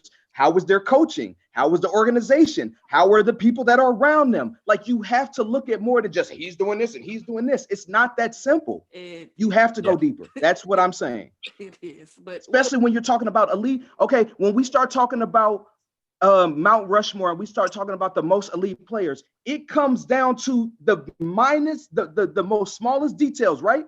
Because they're usually all across the board, just this great. Then you got to nitpick every little thing. That's why that matters, because when you start talking about elite level, every little thing matters. Your bench players, your coaching, the adjustments made. You make the right adjustments, you can change a whole series. We agree to disagree. Am I wrong? We agree to disagree. I don't believe so, but we agree to disagree. So how though? So it's just one elite player against another elite player. We're never gonna get on the same page with this. Like, I feel how I feel. You feel how you feel. We can leave it at that. Like, we can agree. We just agree to disagree. You feel like there's more factors in it. I personally don't. But this nigga's still eating, bro. I am dying. I really want to know how much food is in that bowl. Like, I really want to know. It's ridiculous, bro. How? Like, you didn't even warm it up. You didn't even it warm wasn't it the up. same bowl, actually. These are different bowls. Because it was delivered. That's why I put the camera up there the other time. I was picking it up from the door. Okay, so what's that, vegan spaghetti? That's vegan spaghetti actually is good. All of it's vegan, my guy. I've actually made it before. Good, right? Yeah, it's actually fine. Have you tried it with the zucchini noodles? Like with the little, you got to get the little zucchini, like little spiral thing, and you got to try it with that. It's busting. Trust me. It's pretty. That's good. what I'm getting next. That's on the list. Okay. It's a good investment. Put me up on game. Okay. So real quick, because we kind of been talking about the playoffs, we're jumping around a little bit. I want to just leave it out on this. We'll leave it on this note because actually, okay. So let me do this. So we actually probably have to do a part 2 to this episode because we kind of got lost in the sauce there with the Kawhi thing. But it's fine. It's healthy. I definitely appreciated the conversation, but I do want to end it on this note though. Definitely excellent content. I don't think I took anything personal. I know it got heated there for a second, I did. I just like to make it spicy. That's and I like it. I love it actually. So I'll end it actually on this note because I do want to know what you guys think about this. So we talked about Steph earlier in the show, as far as like the play-in and the whole situation like that. He is in consideration for the MVP race. Like you said, he did get hot a little bit later in the season. But what do you guys think? Do you think that he has a fighter's chance in the MVP race? Should he be MVP, or do you guys have a different pick for MVP? Like, what is your thoughts on that?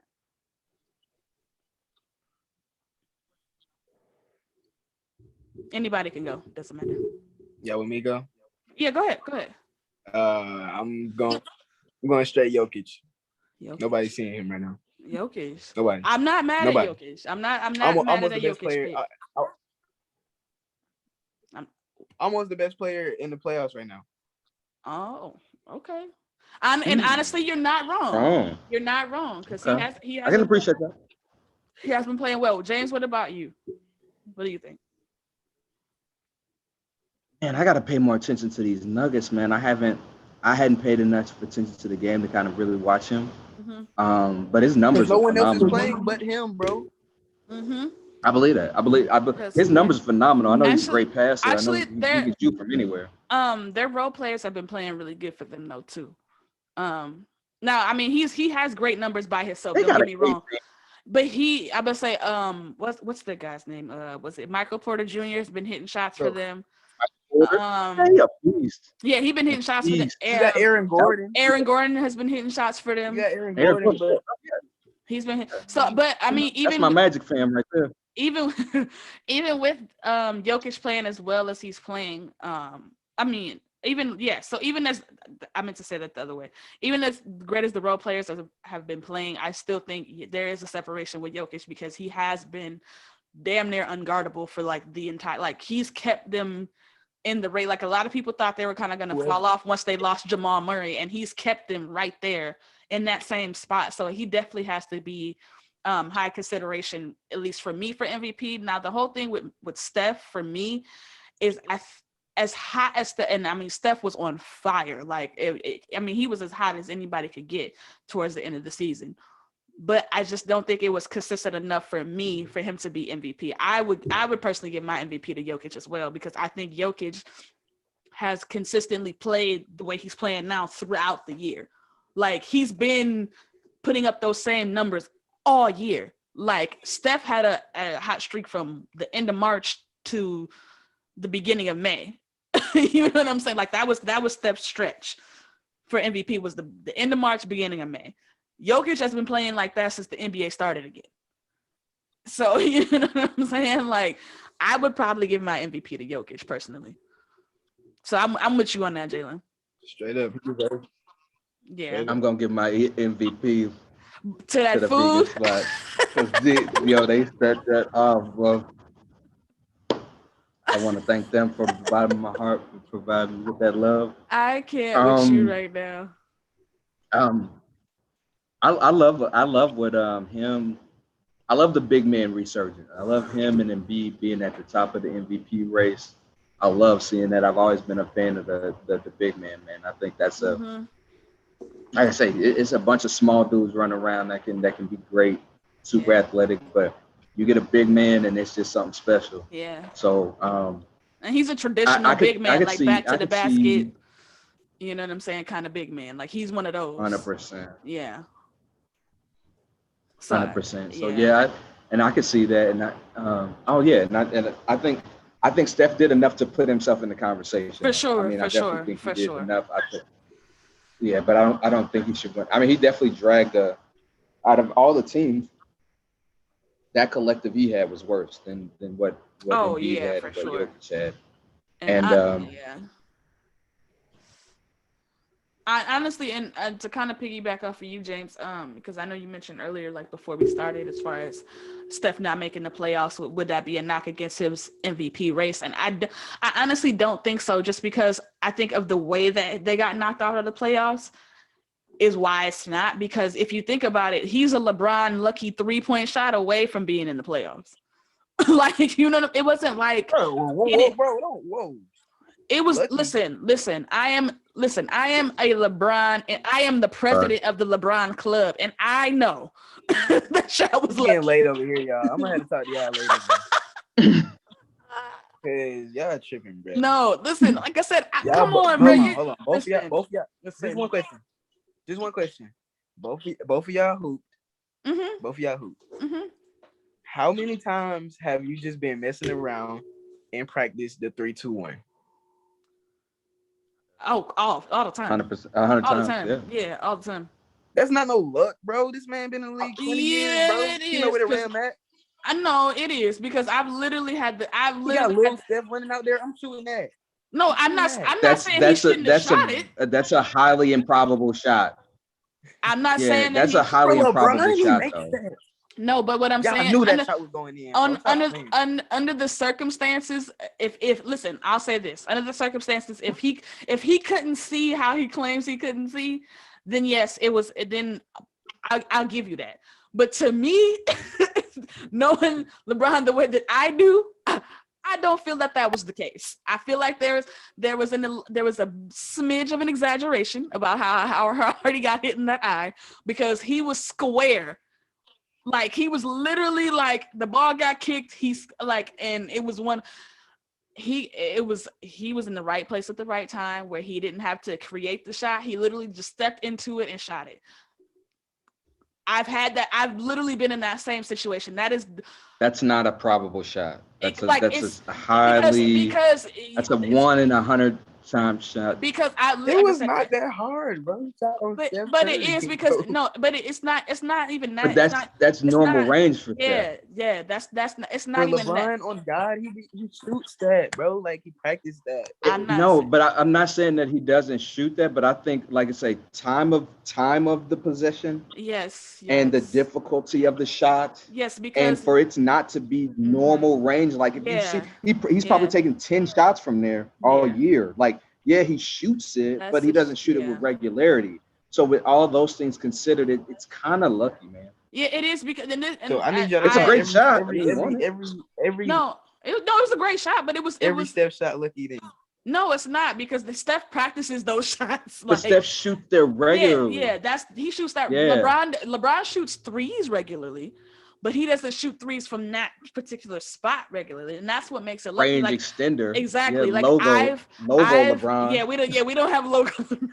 Like it's not the same. Like the shot that he took, I've literally taken that same nigga too shot. big for that, man. Yeah, he can't do that. Take your big ass to the hole. Like you too strong for that. Like that's easy for you. You don't even have to put no effort into doing that. Like you don't have to jump or nothing. You can just literally flat-foot it. Like you know what I'm saying? But the reason why I say it's lucky is because, like I said, I've been in that position before where it was a long range shot. Like somebody drove and it was like a rebound and it just happened to kick to me where I didn't even have to bounce it. I didn't have to do anything. Literally all I have to do is catch and shoot. But people don't realize how hard that is in the heat of the moment when you have, no matter how big the person is, somebody running at you full speed. The fucking worst. And then you also have to gather your feet to make sure that you don't travel because this is from beyond the 3-point line. You have to gather my feet, 1, 2, body square, somebody running at me full speed, game on the line, a bunch of people screaming. Like that's a lucky shot, man. Bro. I'm passing. Lucky shot. I'm passing. Yeah, I mean, I wouldn't. I'm passing. I'm not doing no catch and shoot.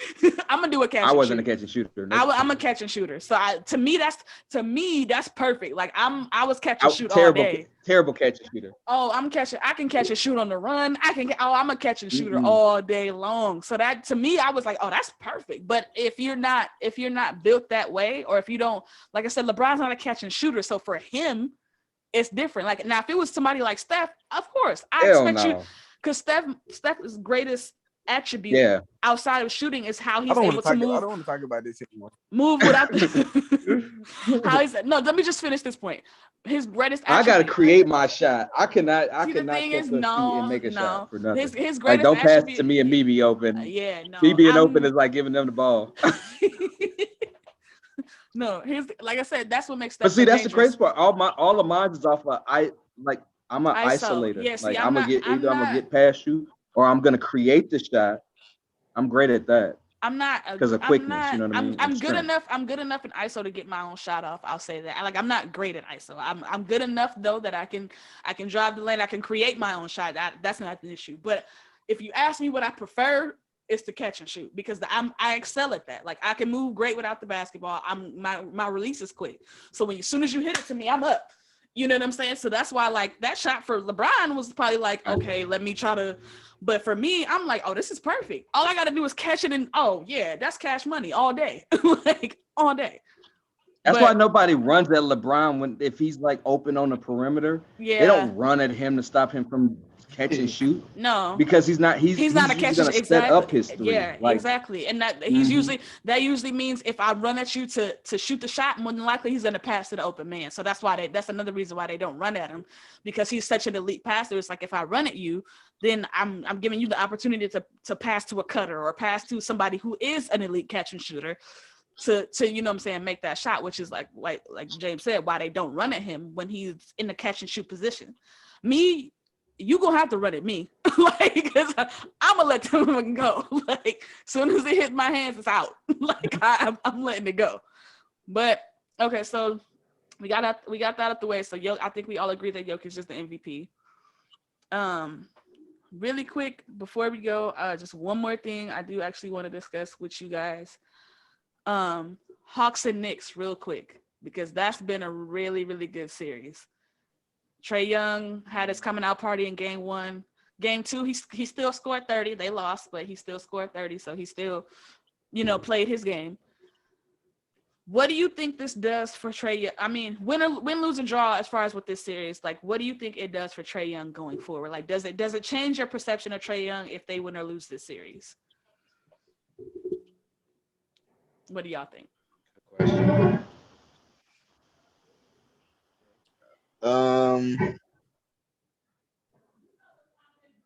I'll let you go first, James. I don't really got my thoughts gathered yet on that. I think it actually, man, it's gonna do a lot for his profile, because just the way the first game went, and just already how the New York crowd, because everybody's a prisoner of time, right? And you're the person standing in the way of the Knicks, and the first time they've been to the playoffs in a long time. So there's a lot of eyes on the Knicks. Yeah. And the fans are hyper, right? So this is perfect. And I'm the villain standing in your way from getting to the second round. And all I got to do is make y'all sweat. If I take y'all a couple games and I show out and I do the Reggie Miller. Yeah, see, I'm going to be great forever. That's where I was going to go. That's exactly where I was going to go. We are on the same page finally, because I was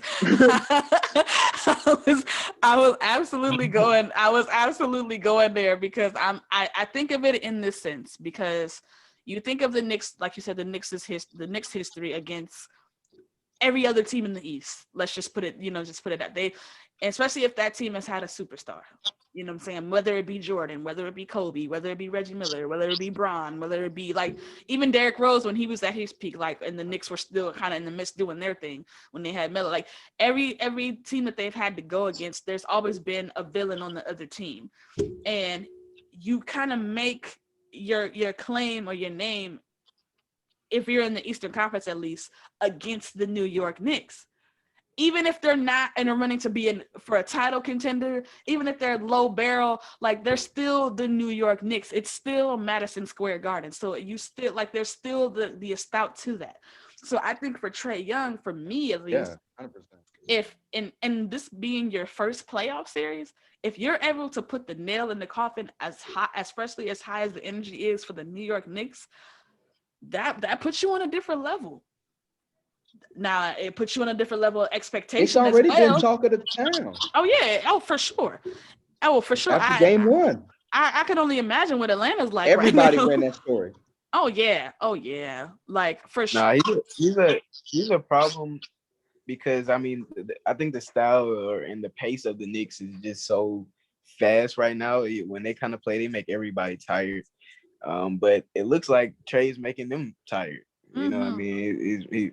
If you look at, Julius Randle, like he's looking different. Yeah. He's trying to step on Trae, but I mean, what can you do? Like, when a nigga shooting 40 feet out? Yeah. Trae and making it. Trey is in a great as a prime position to make a name for himself outside, because when he came into the league, he kind of was under the Steph Curry moniker because they both shoot the long distance threes, both small guards relatively for their size, real skinny frame, like they kind of have the same His percentage is higher though. It is, but I think with this series, he's stepping kind of out of that. Crazy. Yeah, he's stepping out of that kind of behind Steph's shadow and is creating his own lane. That's kind of how I see it, because I've always kind of put him like he could be like Steph, but it's like now I'm seeing different sides of him to where it's like he's more of a traditional point guard than Steph, but he can also score like Steph. He getting scored on. Oh no. Steph. Oh yeah, he's definitely getting. No, I'm saying I'm saying as far as him scoring, I know he's definitely getting scored on, but I'm just saying as far as him scoring himself, like he's more, he can score as well as Steph too, but he also is more of a traditional point guard than Steph. That's kind of more so the point. Right. But yeah, he's definitely getting people are definitely getting buckets on Trae Young, no, for sure, without a doubt. He's too small, man. He's too small in defense, man. Yeah. I think he'll score better. I'm tripping. I don't want to say better than Steph, but not yet. I see what you're saying. Not yet. He scores from further with more efficiency. Actually, like if he's you more step efficient. outside of like, yes, he's more efficient. Yeah, his percentage is actually higher, like from the logo area. Mm-hmm. Like they both shoot from there, right? But Trey's percentage is actually a lot higher, like a lot higher. Whereas like Curry's like 30% from that far out. Yeah. Like Trae Young's like almost. Yeah, he's definitely he's more efficient. He's more efficient because Steph takes more shots. But I think So why did they lose tonight? I didn't even see. It's got a good team though, man. I mean, that's I missed the tail end of the game. So I watched the first like 3 quarters, I believe, and then we got on. So I didn't see the last. It was close. But yeah, it was back and forth all game though. Honestly, like Atlanta had the lead for a little minute, and then like New York started to creep back, and it was like back and forth, and then New York kind of broke away, at least from what I was able to gather from it. But yeah, I mean it's been competitive, but Derrick Rose played really well for the Knicks today, and I think that was the difference. Like he kind of played okay in that first game. Like he didn't he played all right. Like it wasn't like he didn't make a really huge difference, but in this second game, like he actually was like a difference maker in this game. Like he had like 26 points this game. So he was like really efficient, like made a lot of plays, was very good. Still scary. Man, he's still a threat, and he's a lot better defender, now than he was when he was younger too, which is what makes it even crazier. It's just like he became a better defender because he had to stay in the league for a minute, but he made a difference for the Knicks on both ends of the floor tonight, and I think that made a big difference for them too, because he's a veteran who's been in that kind of environment before, so he wasn't really like shook or nervous of the energy. Like he played in Chicago, like, so he ain't really, you know what I'm saying? He's not fazed by that. You got a bunch of young guys on the New York Knicks who ain't never really been through that kind of, you know what I'm saying, that kind of situation. So they just playing off adrenaline. So he was able to kind of slow it down, get everybody under control, and be like, all right, like this is how you do it, basically. Like I'm gonna show y'all basically like how it's done in these kind of situations, in these kind of environments. And I think that's what the difference was in this game opposed to the first game. Me personally, I don't know what you guys saw, if you guys saw anything, but that's how I saw it as far as how the game went today. All right, so real quick, who do y'all have winning that series?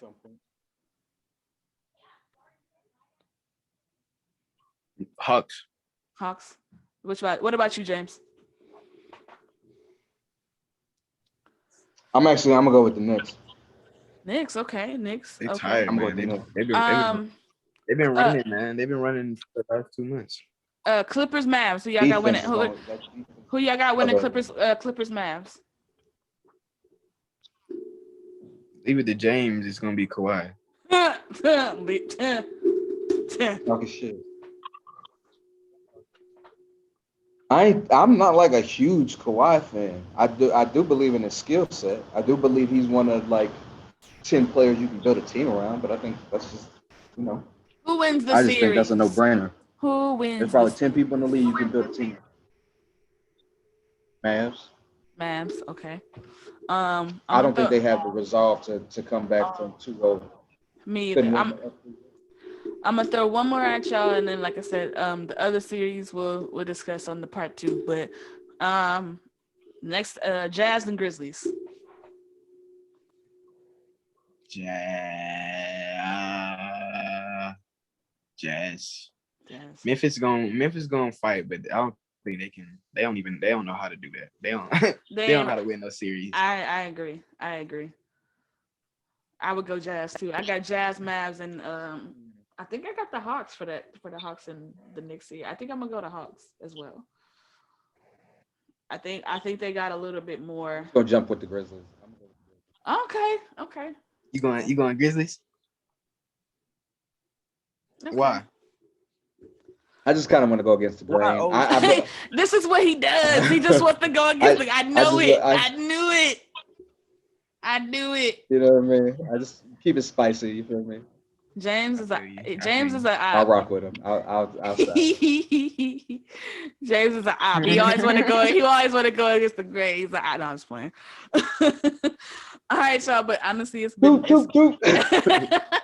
it's been another great episode. I appreciate y'all so much for being on and for all the content and just the conversation and everything that y'all got going. Is there anything that either one of you have that's on the horizon that people need to be looking out for? I know James I know you still got the album out, so people definitely got to go stream that. You're more beautiful than you. What's the name of the title again? I don't want to mess it up. The title of the album. You are more beautiful than you think. But then you think, okay, on all streaming That's platforms. Boy, love already over 22,000. We love to hear it, and so that's available on all streaming platforms. Is that right? Okay, for sure. And Jalen, do you have anything right now with the clothing line or real estate wise? Like, is there anything that you got coming out right now, or you just you sitting on something? Like, what's going on?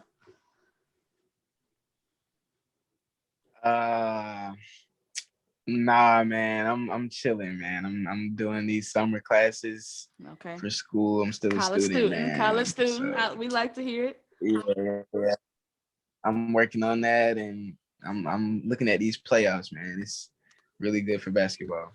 For sure. Well, again, fellas, you and this food, bro. Vegan bowls. Oh my goodness. Yeah, facts. Leave that pork alone. Yeah. And then someone leave that meat alone. Yes, for sure. When we come to Vegas, you gotta take us to that vegan spot. We need to see what's up with that spaghetti, because clearly, clearly it's elite. Clearly it's and it doesn't run out. Yeah, it hasn't run out. It was more than one bowl. Bro, it was more than one. So did you put all of it in one bowl? Because literally you ate it for the entire show. Like, I just want you to Not for real, look. Oh wow. Oh, so you swap bowls. Yeah. After I ate the first one, I sat that down and then I started eating the second one. Oh wow. Okay, yeah, cool. So now all right, Memphis is fighting right now, y'all. They can't do nothing with that boy Gobert. Is Donovan playing this game? Is Donovan Mitchell back this game or no? Is Donovan Mitchell back this game?